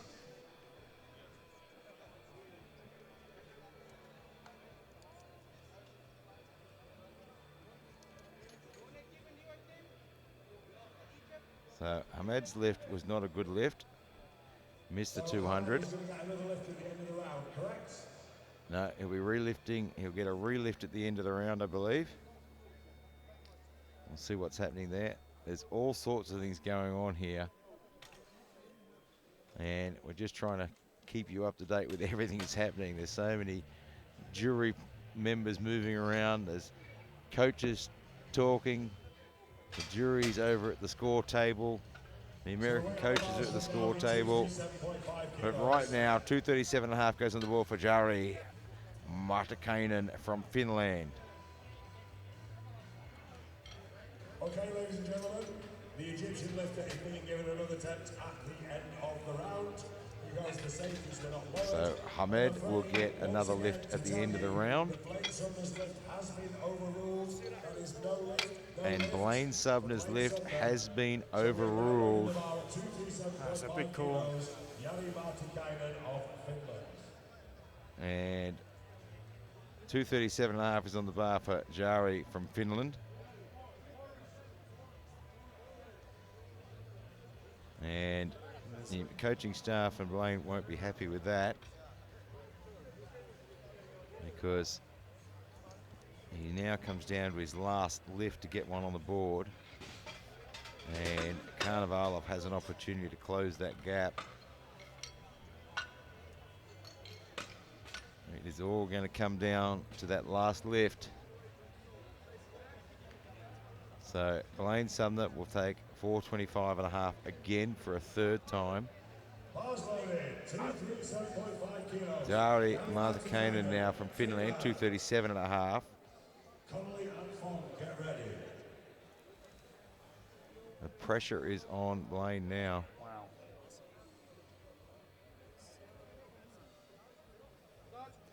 I mean, usually I talk about opening on a world record is always a big risk. For Blaine Sumner, I wouldn't have really considered it a risk given his, his best lift on a bench anyway. No, and, if it had the headband the other way around on the first lift, probably wouldn't be this amount of attention on any of it. And that's the problem, is every time you fail, things get tougher. So now we have Jamie Connolly, Australia, 260. He's gone out the back. He's had a handful of Vegemite sandwiches. Pressure's off now. He can Actually, it's Jamie Connolly. It probably wasn't a handful of Vegemite sandwiches. It was probably a whole box of them.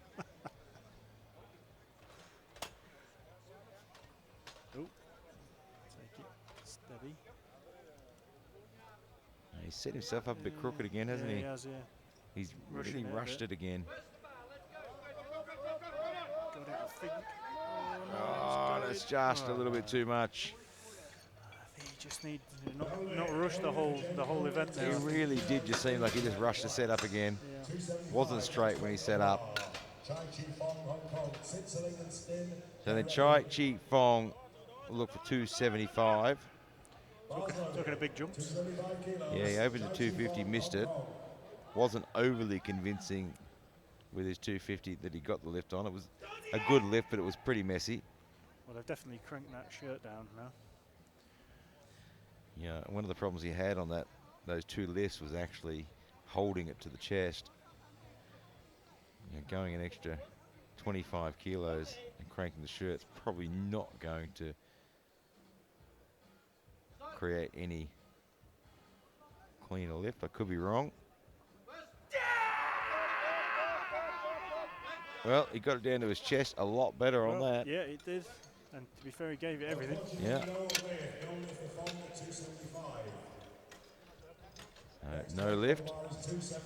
Tobias Sindeling, 277.5. Germany, Stin and Valak, get ready.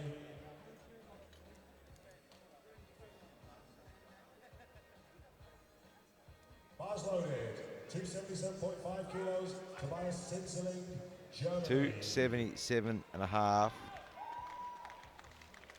the big man from Germany. And of course, the great Dietmar Wolf in his corner.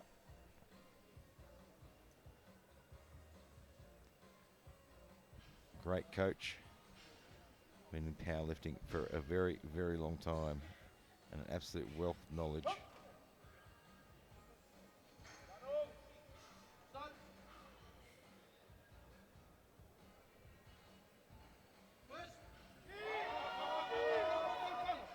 Oh, very clean. That was smooth all the way through.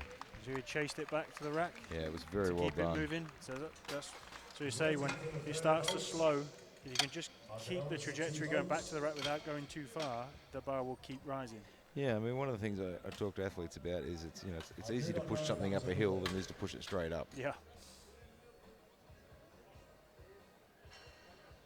So he gets that one on the board very well. It was a good lift. That was a good lift. So Ryan Stin, Next weight on the bar. Ryan Stin, Canada. Go. Valak and Campos, Murillo, get ready. 300 kilograms. This will be 6 out of 6 if he gets this one. He's having a good day so far. He's doing really well. And, you know, watching him lift, just watching his technique on everything, it's been absolutely outstanding.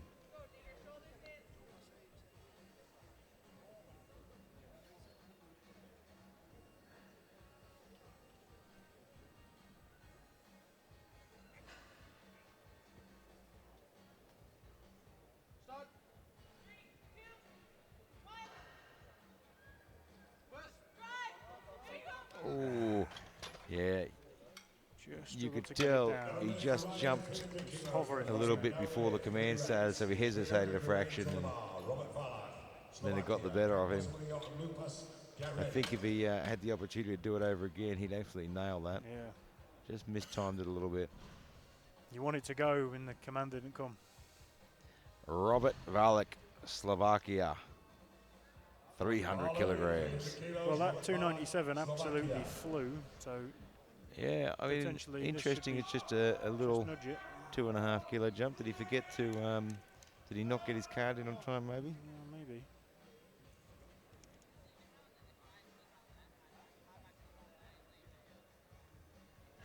But 300 kilograms to be a personal best as well.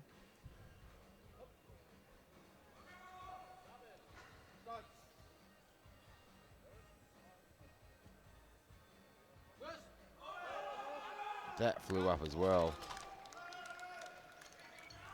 Yeah, he's got a long way ahead of him. Yeah, well, he had a good 315 or something Yeah. in him, really.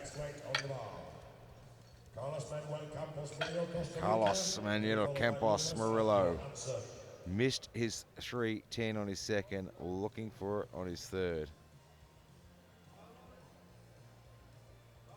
Bars loaded, 310 kilos. Carlos Manuel Campos, Murillo, Costa Rica. You hear a lot of the coaches calling cues, calling things to athletes. Are you an athlete that likes to have cues called, or you have to train with it. And Yeah. as I train on my own, you know, it's no use to me Yeah. someone shouting anything to me because it won't go in. Yeah. You need to train with that every day in the gym. And some people find it really useful. 310.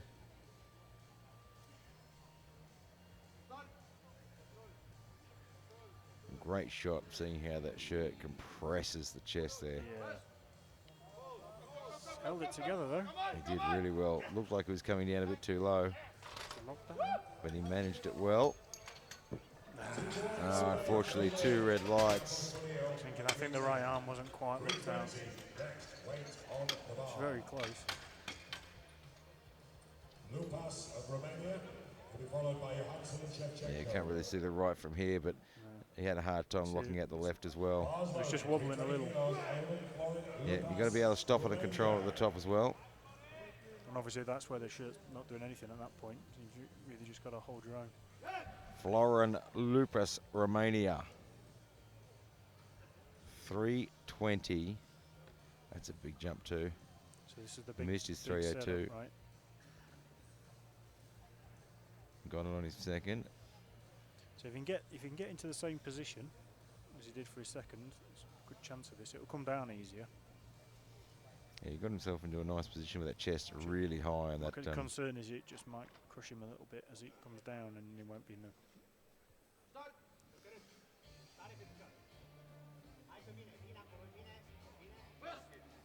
great light touch there though. Oh, Just couldn't hold it there. Unlucky. You got the absolute perfect touch there. Yeah. Just touched his chest and got the press command. It was perfectly done, but just couldn't quite hold it at the top. Really stretching up to the bar there. It was brilliant, that touch. And just that left arm. Yeah, you right can at see the top. wrist start to Yeah, turn fold back, it gets the over. better of him. Big effort though, and a great touch.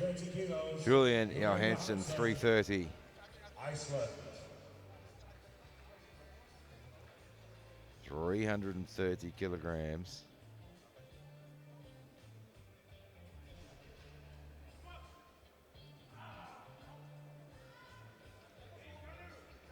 And just waiting for him to take the platform. Can hear him coming up the platform. Oh, he's having a great day on the bench, isn't he? 330s. Yeah, he's a big bencher. Looking for that extra 10 kilos now. Every little bit counts. Just got to come in and do your job. Push as hard as you can, because you never know what's going to happen with the guys that are sitting a little bit ahead of you. We've seen it a few times this week already. Top runners not getting totals. And great his bench. day just keeps getting better on the bench. I think that looked better than his opener. Yeah. He's pretty happy with that. Yeah, very happy with that. I mean, it's a massive PB as well. And that's really set him up for a huge total. Andrei Shevchenko, 332 and a half. So he's gone up from the 325. So Johansson currently sits with a few lifters to come in the bronze medal position on the bench. And we know anything can happen in bench.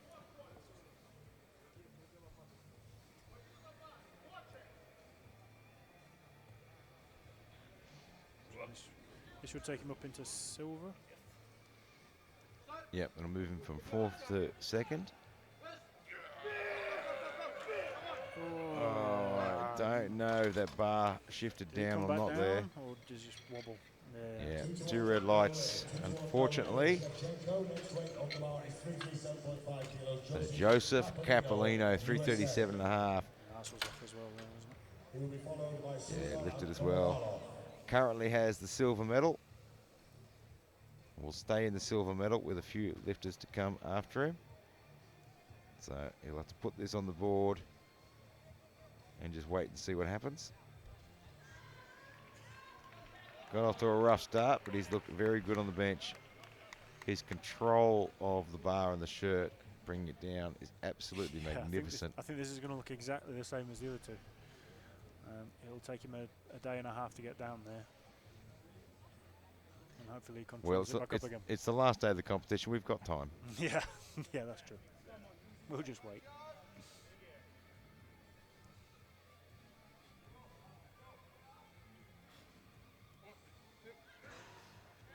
And that's exactly what he needs to do, that. Exactly the same as he's done every other lift. It's fantastic control, though. It doesn't shift at all. Oh, he's so strong. Let's see what the referees say. No lift. He has such incredible control bringing it down to his chest, though. It's almost a negative rep, isn't it? It takes that long to get down there. Yeah, there's a lot of energy. It just relaxes and it gets to that top point. And it's just a case of trying to get your elbows through. So Jaroslav Sukal now, 340. He wants to get in on the medal action as well. The bench press, 340.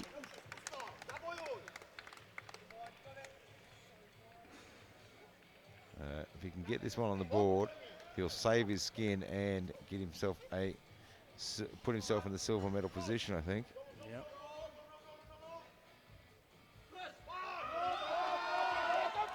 Oh. I think he's got it. Let's wait and see. Yeah. He has. Not only does he save his skin, he puts himself in the silver medal position for the bench. And he got up so fast with excitement, he got a cramp in his leg. And coach had to come and help him off and get him off this platform. Now, Karnavalov, 380. This was super close to being a lift. Yeah. And if he can get this one on, it adds 20 kilos to his total. Yeah, it's going to make the deadlifts a And true battle. Sumner can't add anything to his total from here. Nope. So all of a sudden, he just closes that gap a little bit.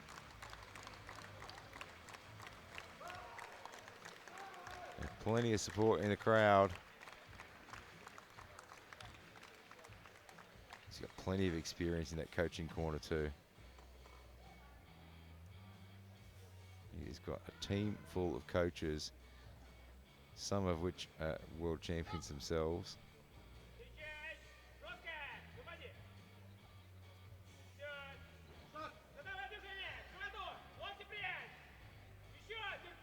Dragging it down.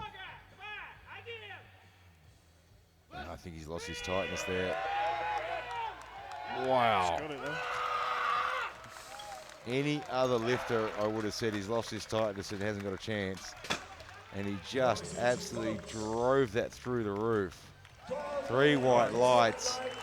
Adds 20 kilos to his total, and all of a sudden, Blaine Sumner's going to have to start watching his back.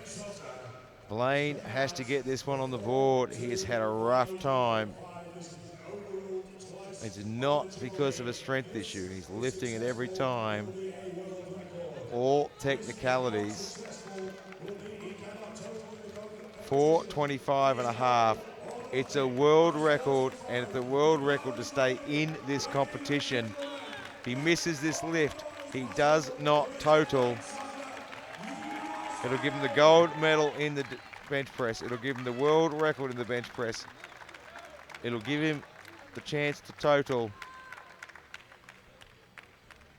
There is not a single person in this venue that doesn't want to see him get this lift.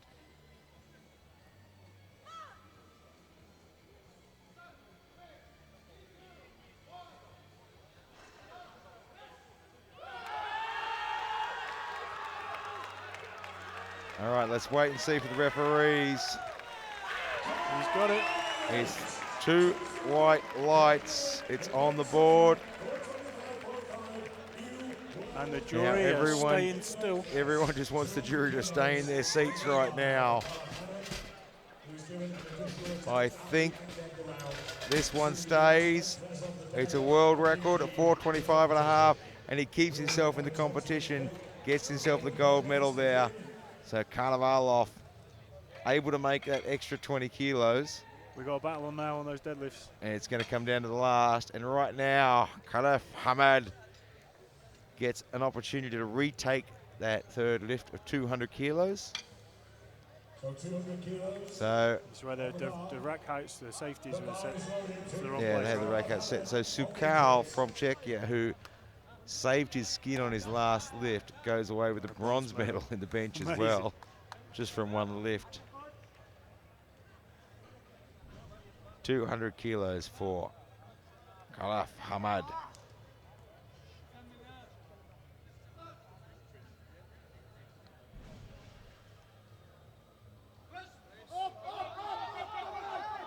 And I don't think he's going to get this.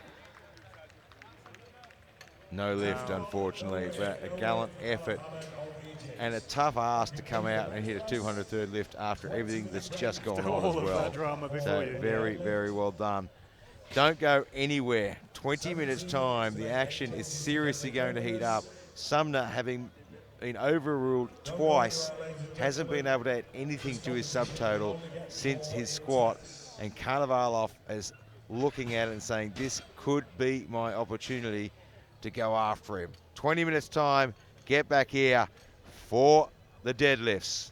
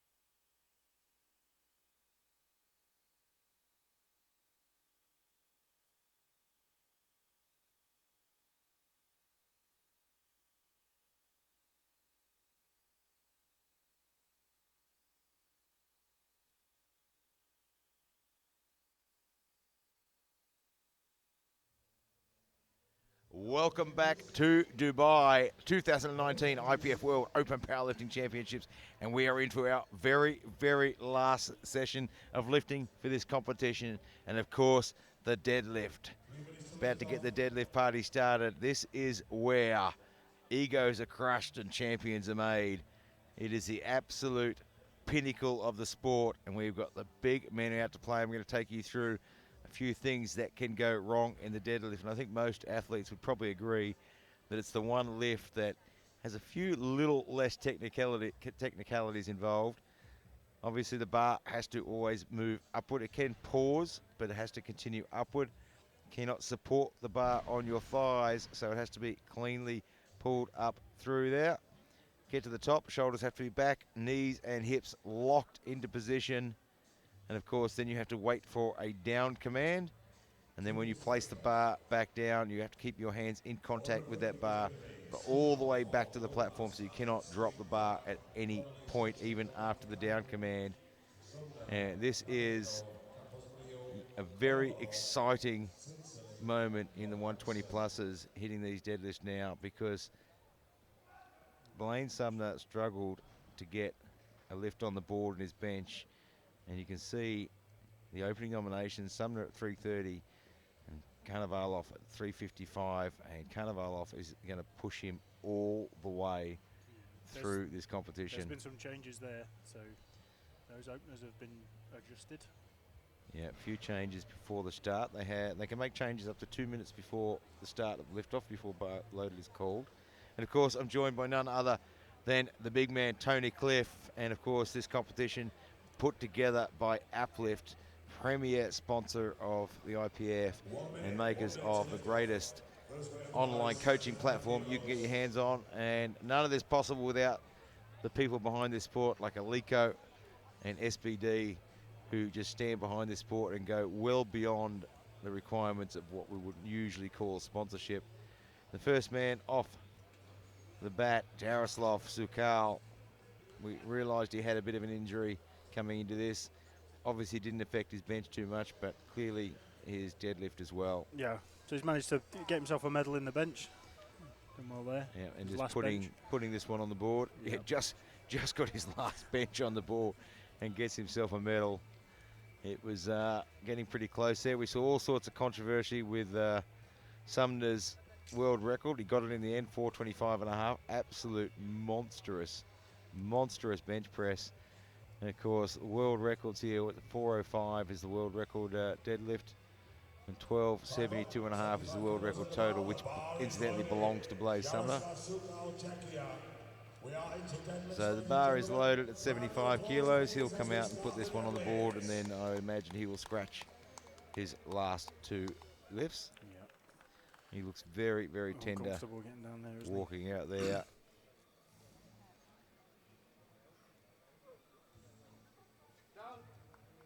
But a very brave and strong man coming out to do that.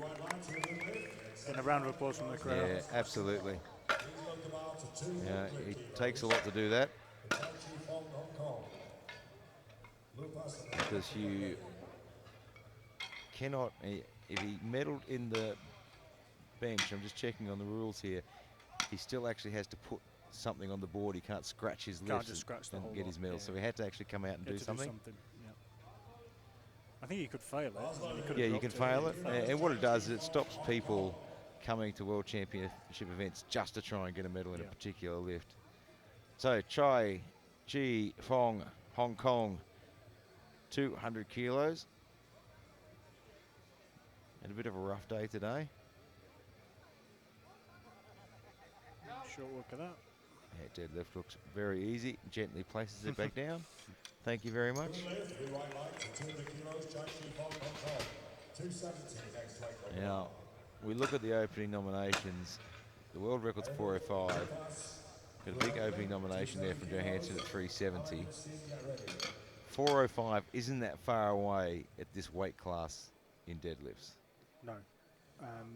I imagine he's going to go 90, but he's in a battle there for third place with Joe Capolino, so he's he'll not going to risk. wait. He's not going to risk that. Yeah, he'll just play the game he needs to play to try and stay in that third place. Florin Lupus 270 from Romania.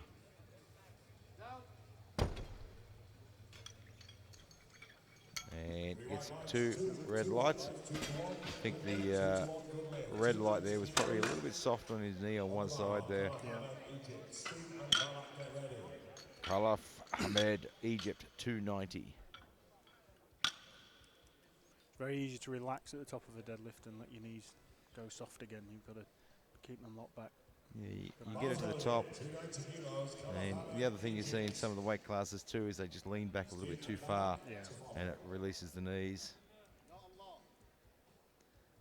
So 290 on the bar. Just in a singlet. Yeah, going raw for this one.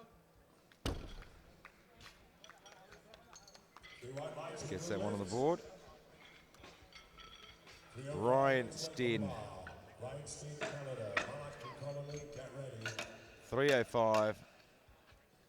Has had a really, really good day. Only missed one bench. Bars loaded. 305 kilos, Ryan Stin, All his squats Canada. looked fantastic.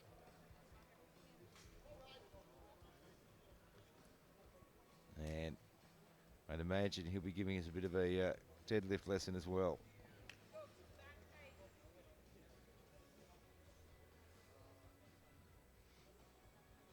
Yeah, sporting the SBD deadlift socks and belt, of course, and shirt. Surprise, surprise.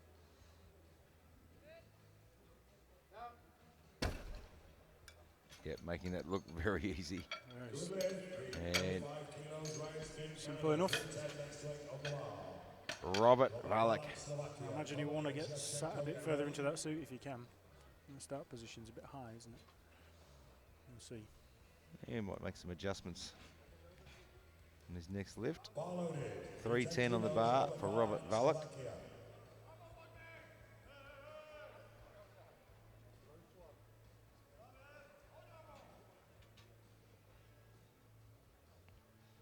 So all these guys just looking to get their first lift on, solidifies their total.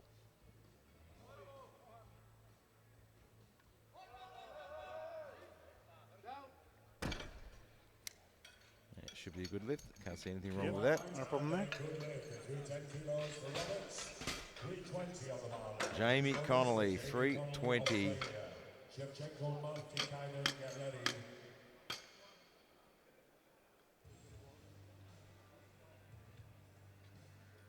Best lift of 325. Bars loaded. 320 kilos, Jamie Connolly, Australia. I think he's been waiting for the deadlift. He's a bit more relaxed in the deadlift.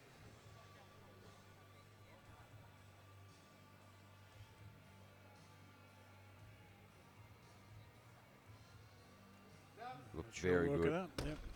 Using the technique of rolling the bar in, building up some momentum. If you can get it right, it works well, but if you time it wrong, Take out your shins. yeah, it's pretty not going to come off the floor, really. Yeah. Andrei Shevchenko from the Ukraine, 325. Bar loaded. 325 kilos, Andrei Shevchenko, Ukraine. And big man in his corner with a lot of experience.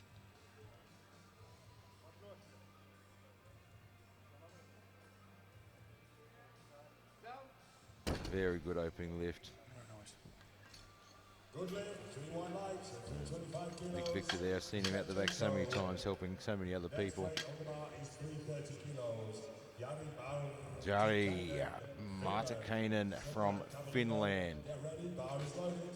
330. Jari Martikainen.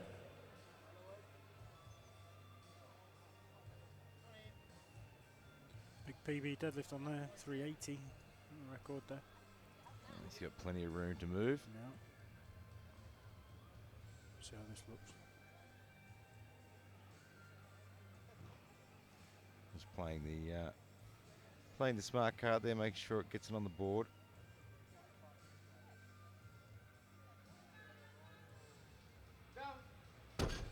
Probably a little slower in the lockout than I would expect for an opening lift. Just a bit steady.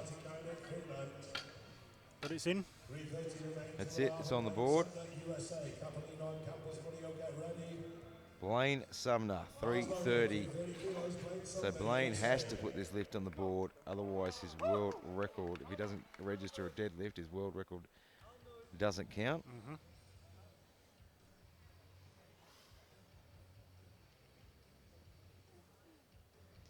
Double overhand hook grip. Made that look easy. Not bother with that. 3 white lights. Well, probably knowing he's going to have to make 3 deadlifts, isn't he? I think, to just make sure of everything. Yeah, and I think that was smart. I mean, Yeah. Konovalov is really breathing down his neck.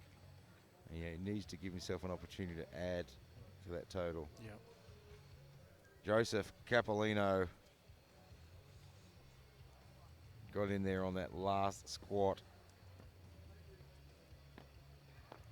Now looking for 340.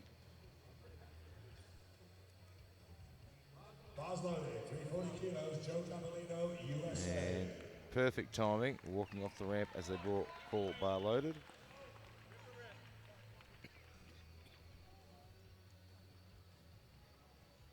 Weighed in at massive 166. He's a big man.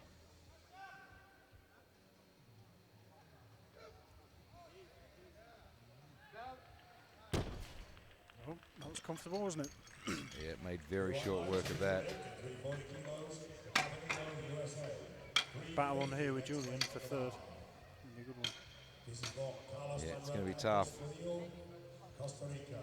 Carlos Manuel Campos Morello, Costa Rica, 350.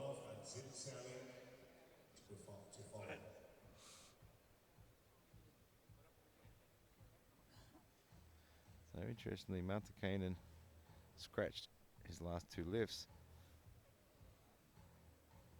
But Sukal has put in a second.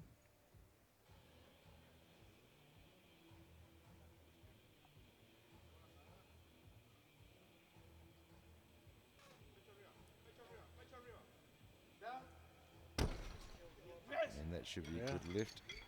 So is it a little bit less stressful knowing you can walk out there, deadlift, I don't have to wait for a start command, no one's going to re-rack me, I can just go whenever I want. Yeah, it's a lot less stressful than squatting or benching for sure. Menarda's super tight suit on, which meant it was more non-nerve-wracking just trying to get down to the bar. You might see that with some of these guys that they haven't really gone super tight on their suits by the look of it. But And here comes the big man, Andrei Konovalov from Russia, 355. so he needs to make this look as easy as Blaine made 330 look, really, Yeah, doesn't he he? wants to be putting the pressure on, and he needs to make it look easy so the American coaches aren't looking thinking, he's got not much left in the tank. Because when you're up against these guys, you're watching, you're trying to judge how much more room they've got left to move.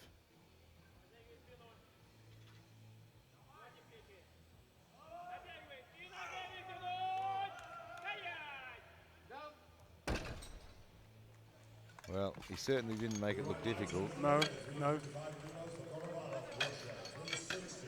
Looking at that, there's still a fair bit of room left for him to move. Johansson and Sukal get ready. Tobias Zinzeling now, 360. So Sumner's put in a 345 for his second. So really taking those conservative jumps, making sure he adds to that total.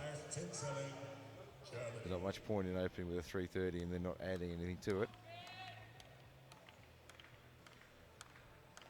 Here he comes, Tobias.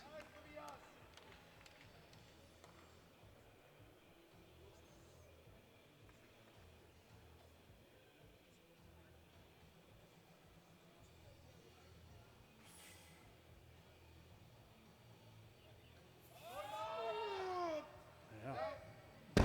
Very good opener. Yeah, very, very good. 3 white lights, no problems at all with that one. And now, Julian Johansson, we said he had a big deadlift. Julian Johansson, Iceland. Sukal and Fong get ready. And he has a very big deadlift. Current world record holder at 405. Opening at 370.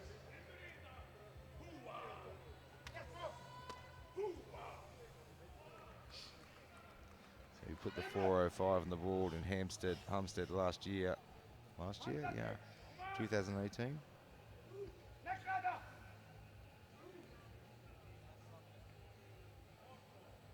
Oh, was that a warm up? It could easily have been, couldn't it? Wait, I'll see. We'll wait for his next attempt and see what he puts in. But I just have a sneaking suspicion that if the opportunity presents itself and he's not in danger, risking anything else, He may just go 10. Yeah, I think he's going to play the long game. Just wait out Joe's third, and then put a third in as a bit of a placeholder. Yeah. See if you get the chance. But right now, Jaroslav Sukal, 125, with a strong bench on him, gets himself into the medals, and very, very brave man. You could see when he did the 125, he's very tender. He did the 75, he's very tender walking out there. Yeah. I'm wondering a little bit, doesn't really need to do this, does he? Yeah, I'm not entirely sure why he's doing it, but thought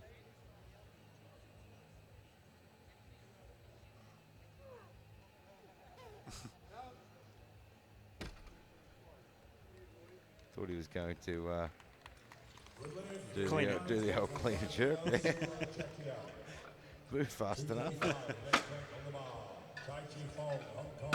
So Chai Chi Fong, 235 for his second. Well, Julian has gone straight to 405.5. Interesting choice. But the way that 370 moved. Yeah, you wouldn't bet against him. But, you know, why risk it? Yeah, championship medals last forever.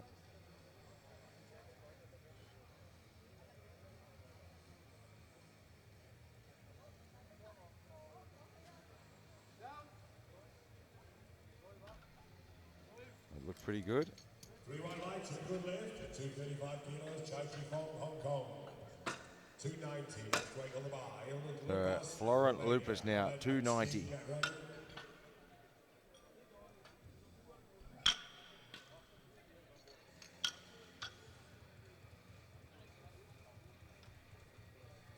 Just shy of his personal best.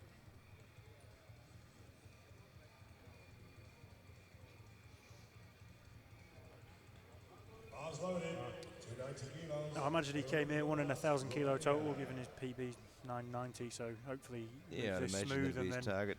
put that in there for the last pull. I think that's the thing about powerlifting. I mean, everyone comes to a competition, their international competition, for a different purpose. Yeah. Oh, that's tough. I don't think he's locked it. No lift, unfortunately. Yeah, everyone comes for a different reason. I mean, you had your purpose of being here. It was the challenge for that overall gold medal. Yeah. Other people look at it and go, okay, well, I'm not going to challenge for that, but I really would like to hit this. And yeah. A lot of time you've got your own goals in mind. Totals you want to hit, lifts you want to hit. But then international PBs are a lot different to at-home PBs. So to bear that in mind as well. And there's other people, and got their eyes on national records as well. We don't announce them here, but they go back home with national records. Yep. Khalaf Hamed from Egypt, 310. Oh, just couldn't hold it at the top. You can see the fatigue of the day starting to take its toll. Affects your grip a little bit. Just at the top there, it didn't even look like it didn't start rolling until he hit the top. You know, those flexor muscles in the arms are starting to get a bit worn out. You've been squatting, you've been benching. Ryan Sten, 315. Who has been very, very impressive today. Another one, this will be a PB total for him as well. 2007.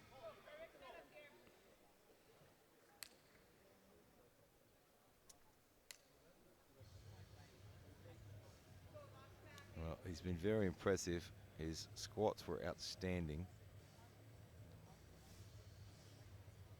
He only had one little hiccup on the bench. His deadlifts are pretty much Nice. on the money as well. Yeah. Three white lights for new lift at 315 kilos, Ryan Spin, Canada.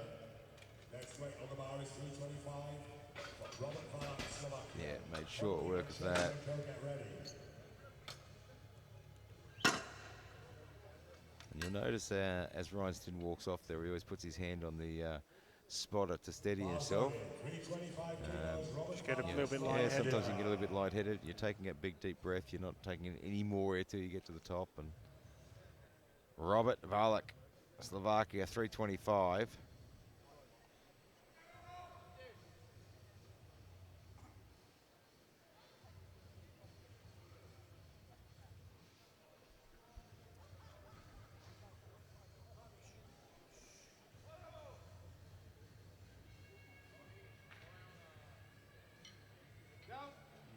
Solid. It's a good lift. And you see Sukal has scratched his last. I'm wondering if Sukal did that second lift just to ensure everyone got plenty of rest rolling around. It's been such an intense day. Just Yeah, ensuring everyone had plenty of rest. I mean, he could have let it run down if he wanted to. Jamie Connolly, 337.5. He's gone at the back. He's recharged on Vegemite sandwiches, and he's ready for 337.5, and he does it well. Monstrous personal best on that one. Cracking pull, that really good. And a huge, huge personal best total as well. Yeah. And he's got another one to go at as well, and I think there's a bit more there, isn't there? There is plenty more left in that tank. Andrei Shevchenko, Ukraine.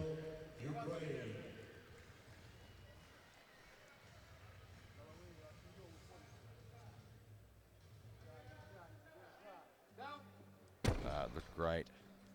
He's got a huge future. He's only 24 years of age. So we stay at 345 for Blaine Sumner. And I like his game plan. Not doing anything silly here. He had a rough time on the bench. And he's like, right, let's calm this down. Restart the clock, please. So it looks like he's ready to go, 345. Bar is loaded, 345 kilos, Blaine Sumner, USA.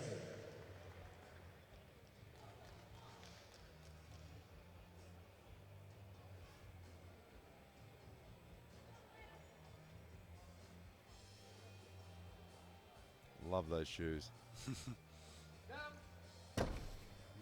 No issues with that at all. Gets it on the board. Shoes clearly work. So Joseph Capolino now, 350. Special announcement for BMW drivers. Now this covers Julian's total right now. So It is, if he pulls this, he's in a position to take that bronze back if Julian misses that world record. yeah, deadlift. I mean, it's a big call for Julian to go straight to the 4055, knowing that Capolino is right there looking to go after that bronze medal. But he's got to pull this first. And he has.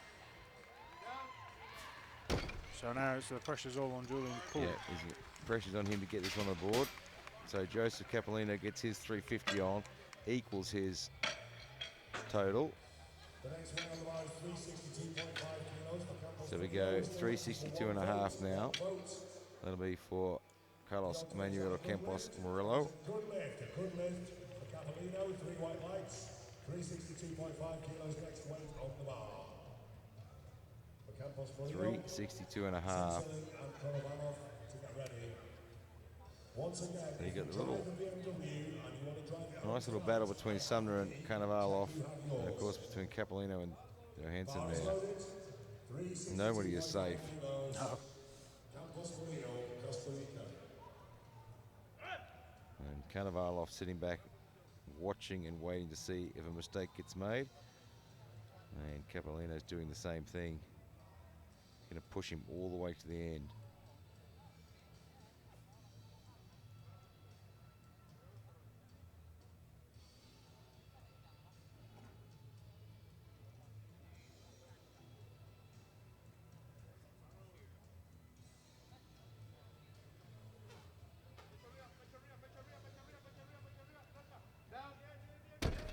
it was a tough lift. Yeah. Gets it there and it's quite convincing, but there's not a whole lot of room left to move.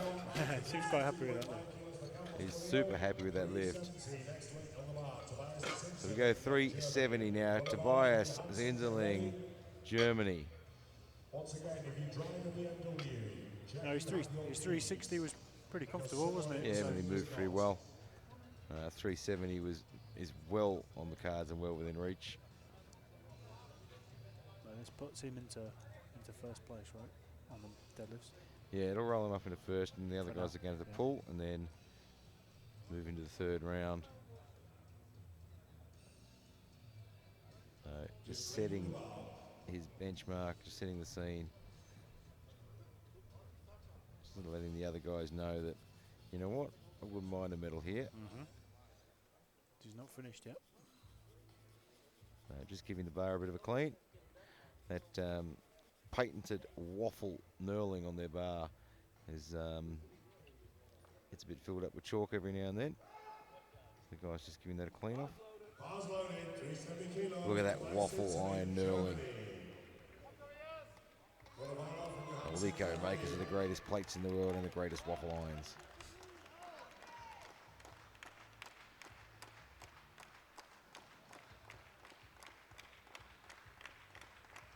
And you can hear the Germans in the crowd. I don't think he's got anything to worry about with this lift. Big smile at the top there. No problem with that one. 370 on the board. Karnavalov now with 380. It's a fairly decent sized jump, but Yeah. It's a big one. he's got a bit of room where he's got a bit of a gap to close. So He's had to go for it. He hasn't got a choice. So yeah, I mean, so this will put him within striking distance if Blaine Sumner makes a mistake. yeah.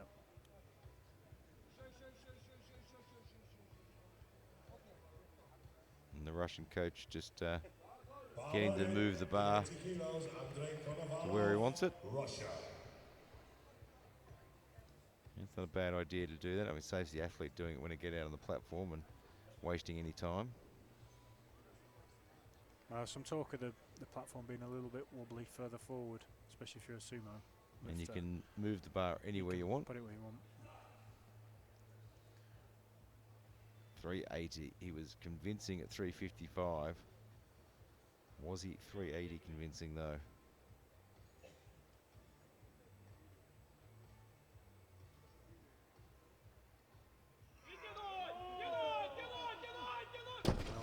Not quite there. Not today. Was moving all right. Yeah, and the American coaches were standing around the corner watching that to see if it was a grip issue, if it was a strength issue, if it was a fatigue issue. It's just a bit too heavy for him that today. Yeah, it just looked like it just wasn't there today. Yeah. So right now, Julian Johansson from Iceland, 4:05.5, trying to break his own world record. If he puts this one on the board, he doesn't necessarily slam the door shut, but he certainly closes the door quite a bit on Capolino. Yeah. I think it puts it out of reach for Capolino. It'd be a pretty big gap. 4:05.5, so not just for the world record, but to close the gap and shut the door on Capolino to hold on to the bronze overall. 4:05.5, almost half a ton.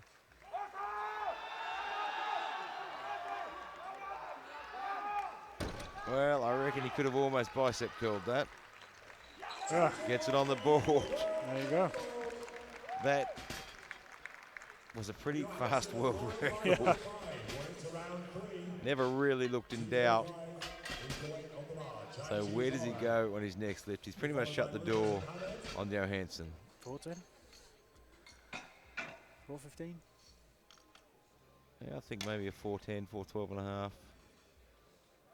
I think there's definitely... There's a bit more there, isn't there? There's definitely maybe a 7.5, 10 kilos left in the tank. So right now we come around to Chai Chi Fong, Hong Kong, 245. And of course, Sukal scratched his last lift.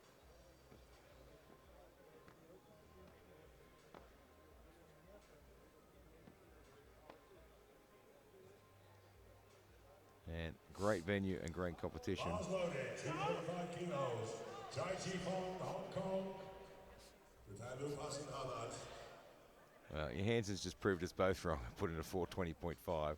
Could change yet, but As the logic there, I think the biggest deadlift is 420 right now. Across all the weight categories. I can So figured, I can understand that then. Let's go for the biggest one of the lot. Why not? Chai Chi Fong gets the 3 white lights in his third one. Finishes on a high note. And a personal best total as well. Lauren Lupus, 290. Missed it on his second. Just looks like fatigue was starting to catch up a little bit. And, you know, it's a long day of lifting to manage. And you're getting in and out of all your equipment as well, which takes its toll a little bit. It's that fraction harder to manage your energy levels than it is in Classic. Yep. You've got to take into the equipment factors. The stress factor as well, I think, is a bit higher.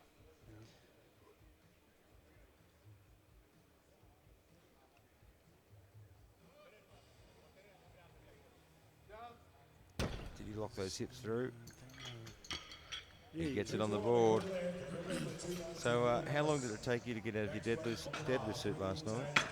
Or did you just cut it off? I just lay in the back crying for 45 minutes first, and then then I got someone to prize me out of it. You know, if you cry long enough, you can lose a few kilos and it's easy to get off. I lubricated the suit with my tears. Khalaf Hamad, Egypt, looking for 310.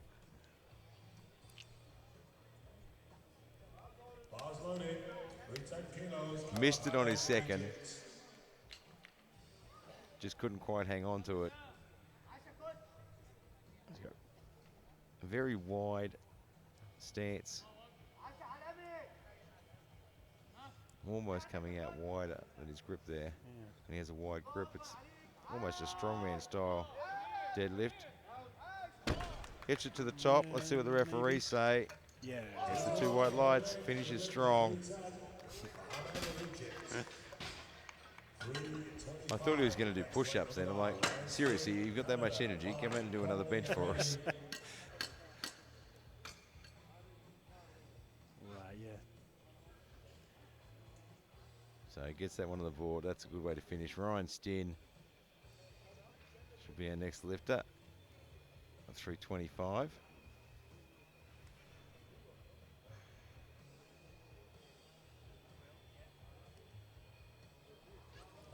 Just waiting for the... Sorry. It should be Ryan Stinn at 325. And it is. That's Ryan Stinn, and that's 325. That's 325. That's okay. We just got a top shot from the camera there, so we can see the plates. So they've got the right weight on there. Just got the wrong name on the board. Oh, that was a good lift. He's had a great. You know, the one thing I really liked about that lift is the wrong name was on the board, but he didn't let it bother him. He just walked out. He knew it was his lift. Walked out, did his job, didn't get upset by it, didn't get flustered. The board hadn't rolled over yet. No. And let the officials fix that. Yeah. He stays very professional, doesn't he? Very much so. I like the light-headed look there. Yeah. Woo. Robert Valak, Slovakia, 340. But yeah, Ryan Stinn is a very professional athlete. Didn't let any of that bother him. Didn't get upset. Didn't start going. Change the board. 340. He hit his 310 and his 325. He's been looking pretty good on the deadlift. Yeah.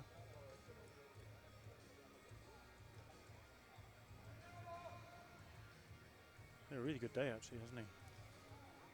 Yeah, what's his total? 1030, so just under his best, which is not bad to come to an international and get a total on the board. That's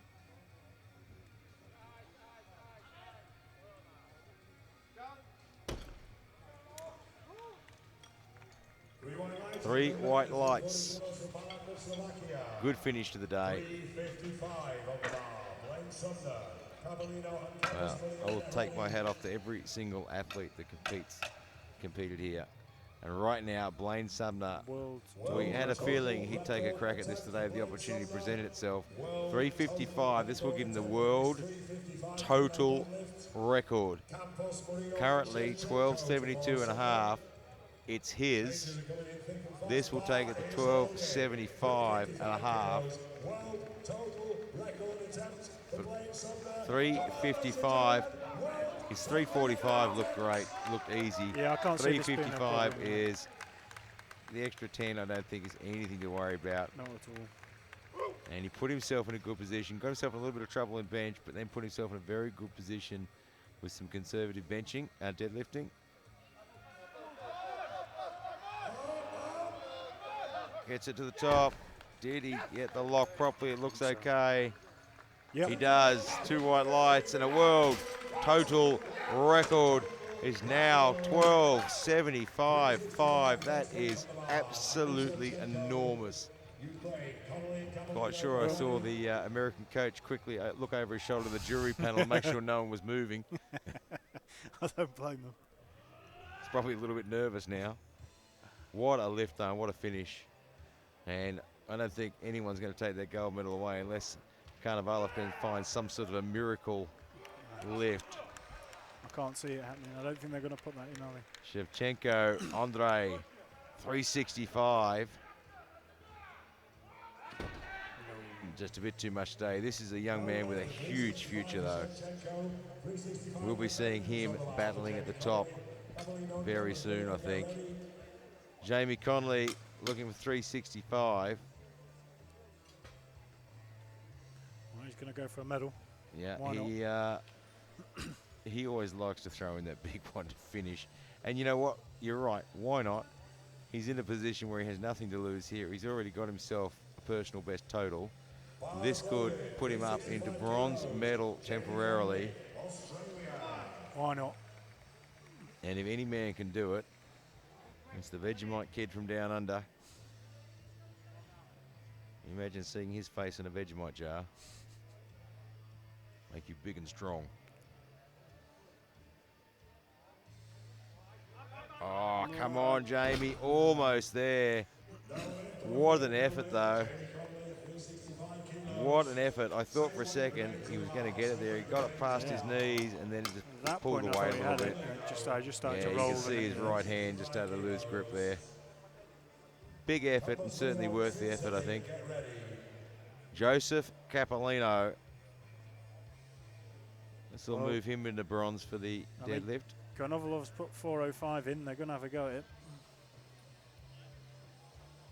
I can't see it after that 380, but why not at this point? I think why not? I mean, he's at the point where Hansen's not going to catch him, bar something absolutely crazy like a 500. It is powerlifting. These crazy things happen. Yeah, just don't mention that to the Icelandics. Might put it in. If they're listening out the back, don't listen to me. I'm crazy. Joseph Capolino, 365. It'll pull him up into the bronze medal position. He's ranked number 4 overall. And I've got to say, that's a really good effort, especially seeing as how he had to get that last squat in. Oh, he's got a strong deadlift, hasn't he? Oh, just couldn't quite hold it. Brilliant effort. He has got a super strong deadlift, though.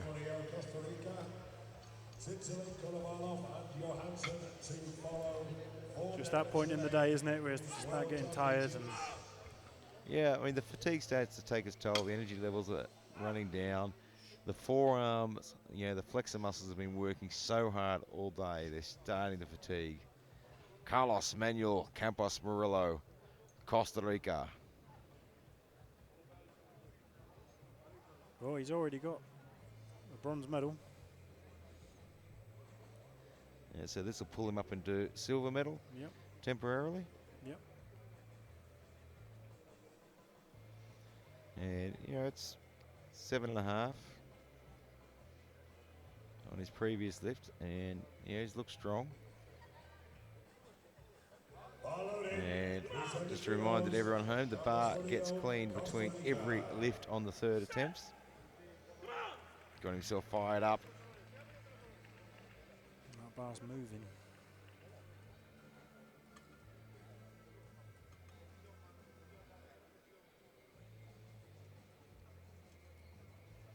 It's going to take everything he's got, trying to pull himself into a bronze medal position in the deadlift.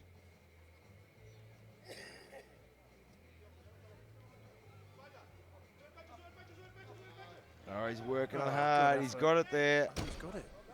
I think he's done it. He has. 3 white lights. Superb, Paul. Might just find himself in a with a bronze medal. That is with one lifter to threaten him. So 370. If Carnivalov misses his 4, yeah. Germans dropped it to 372 and a half to cover it. So he wants to pull himself into a silver medal position. Tobias, 372 and a half. Always love being a coach out the back for the 3rd round of deadlifts and see all the coaches hanging around the change table with 4 different pieces of paper written in case. If they do that, I'm putting this one in. I've got this one in case that happens. Well, you've got to go through every scenario, haven't you? Be prepared. This is an attempt for a medal, but as for what colour, it depends on the next 2 lifts. Well, 372 and a half. He's currently in the bronze position. This will pull him into silver. So I think, regardless, he definitely goes home with a medal. Yeah. Well, whether it be a silver or a bronze. 405.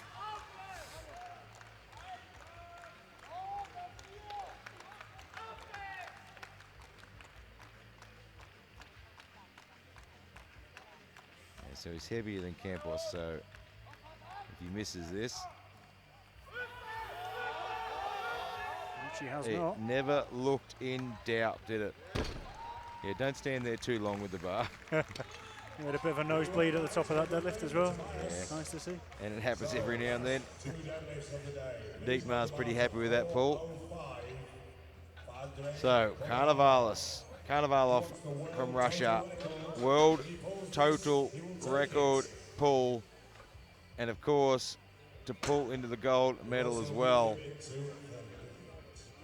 He's been on fire. He missed the 380. Is the idea of pulling for a gold medal enough to give him what he needs to get past that fatigue point? And just getting the bar shifted to where they want it. So the front and the back is the point where hasn't seen a lot of use, hasn't seen a lot of weights dropped on it. It's going to be your best position. Yep. Here he goes, 405 to pull himself into a gold medal overall and a world record. Blaine Sumner currently in the gold medal position, currently holds the world record. What has Karnavalov got left up his sleeve? There's not a whole lot you can do playing with a suit on a deadlift. And just a little bit too heavy today. But he had to load it up and had to give it a go realistically. So he'll take the silver medal overall. But right now, Julian Johansson looking to pull 420.5 for a world record. He just broke his own world record for 405 and a half. 420.5. We were expecting 410, 415. Or even less, and he's gone 420.5. Yeah. He was clearly listening out the back and said, I'll show these guys. 420.5 world deadlift record. Absolutely phenomenal. He is fired up for it. He has the bronze medal. He has the gold medal in the deadlift. He has nothing to lose on this lift at all. Just gets that same speed as he had with the 405. He'll lock it out. Go. Oh, it's moving well. No. Oh, I think it's dipped though. Just couldn't quite get it there.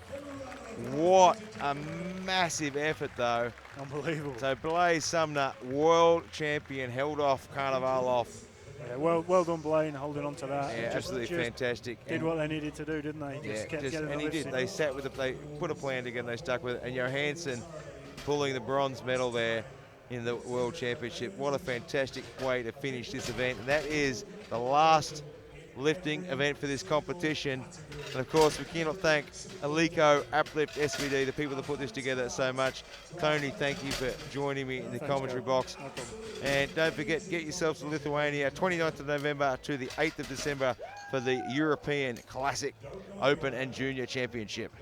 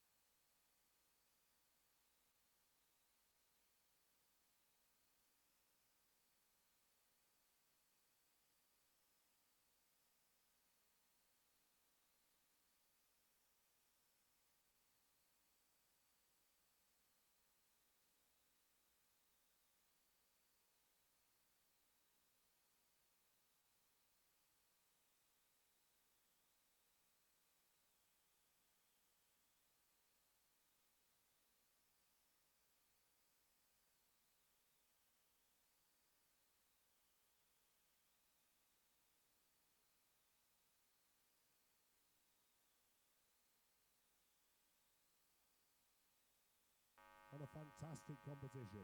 I think you'll agree it has been an absolute pleasure.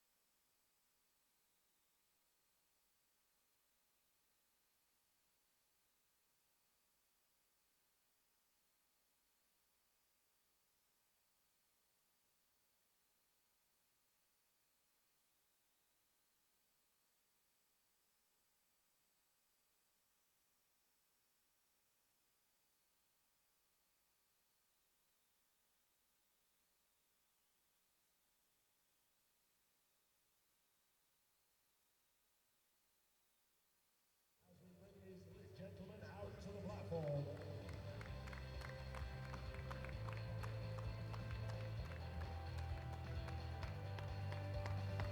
Trophies will be presented by none other than His Excellency Sheikh Abdullah bin Hamad Al Shaki and Gaston Farage, the IPF presidents.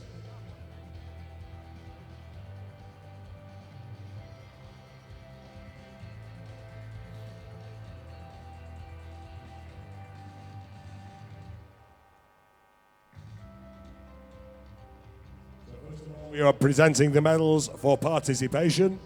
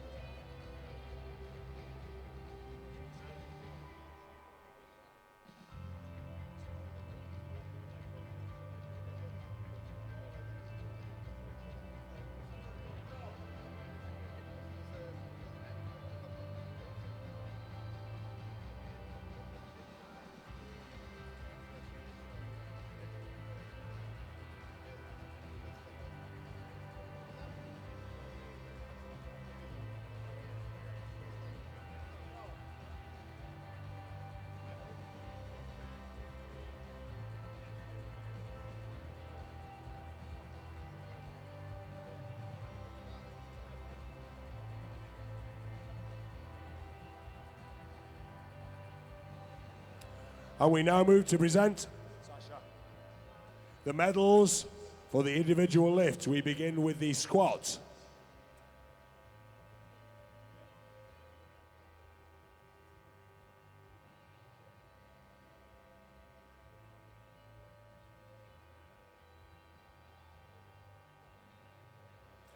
In bronze medal position with 430 kilos from Ukraine, Andrei Shevchenko.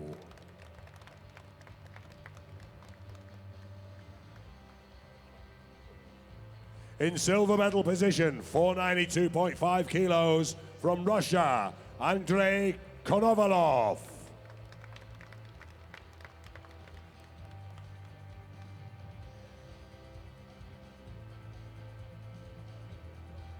And the gold medal on squats with 495 kilos from the USA, Blaine Sumner.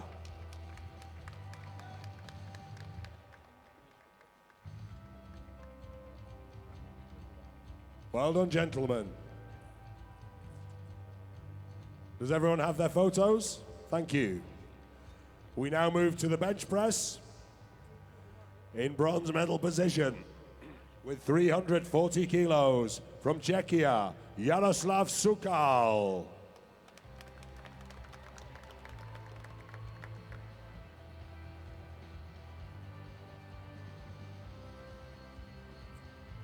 Silver medal on bench press with 380 kilos, from Russia, Andrei Konovalov.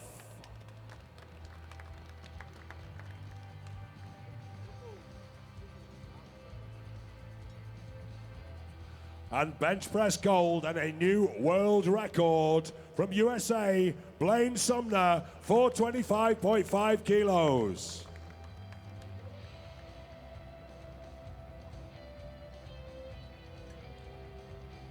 A very hard-fought battle, ladies and gentlemen. Well done, and thank you. Thank you, gentlemen. We now move to the deadlift.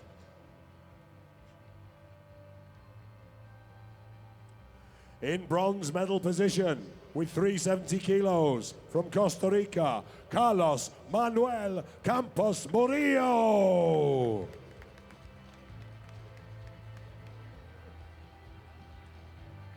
Silver medal position with 372.5 kilos, from Germany, Tobias Zinseling.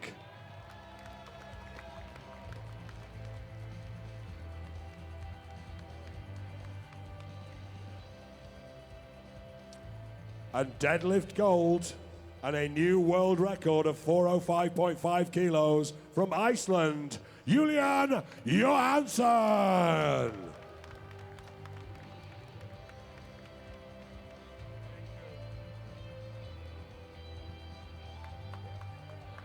Well done, gentlemen. Thank you. And finally, it is time to present the medals for the overall. Make sure everybody gets their photos. Thank you, gentlemen. It is time to crown the new world champion. In bronze medal position, with 1,148 kilos, from Iceland, Juliana Johansson.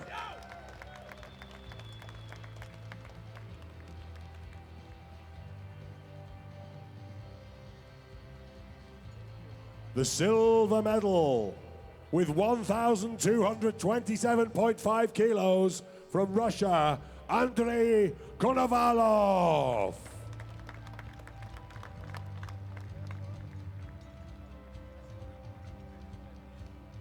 And ladies and gentlemen, your new super heavyweight open world champion from the USA, 1,275.5 kilos, and a new world total record, Blaine Sumner!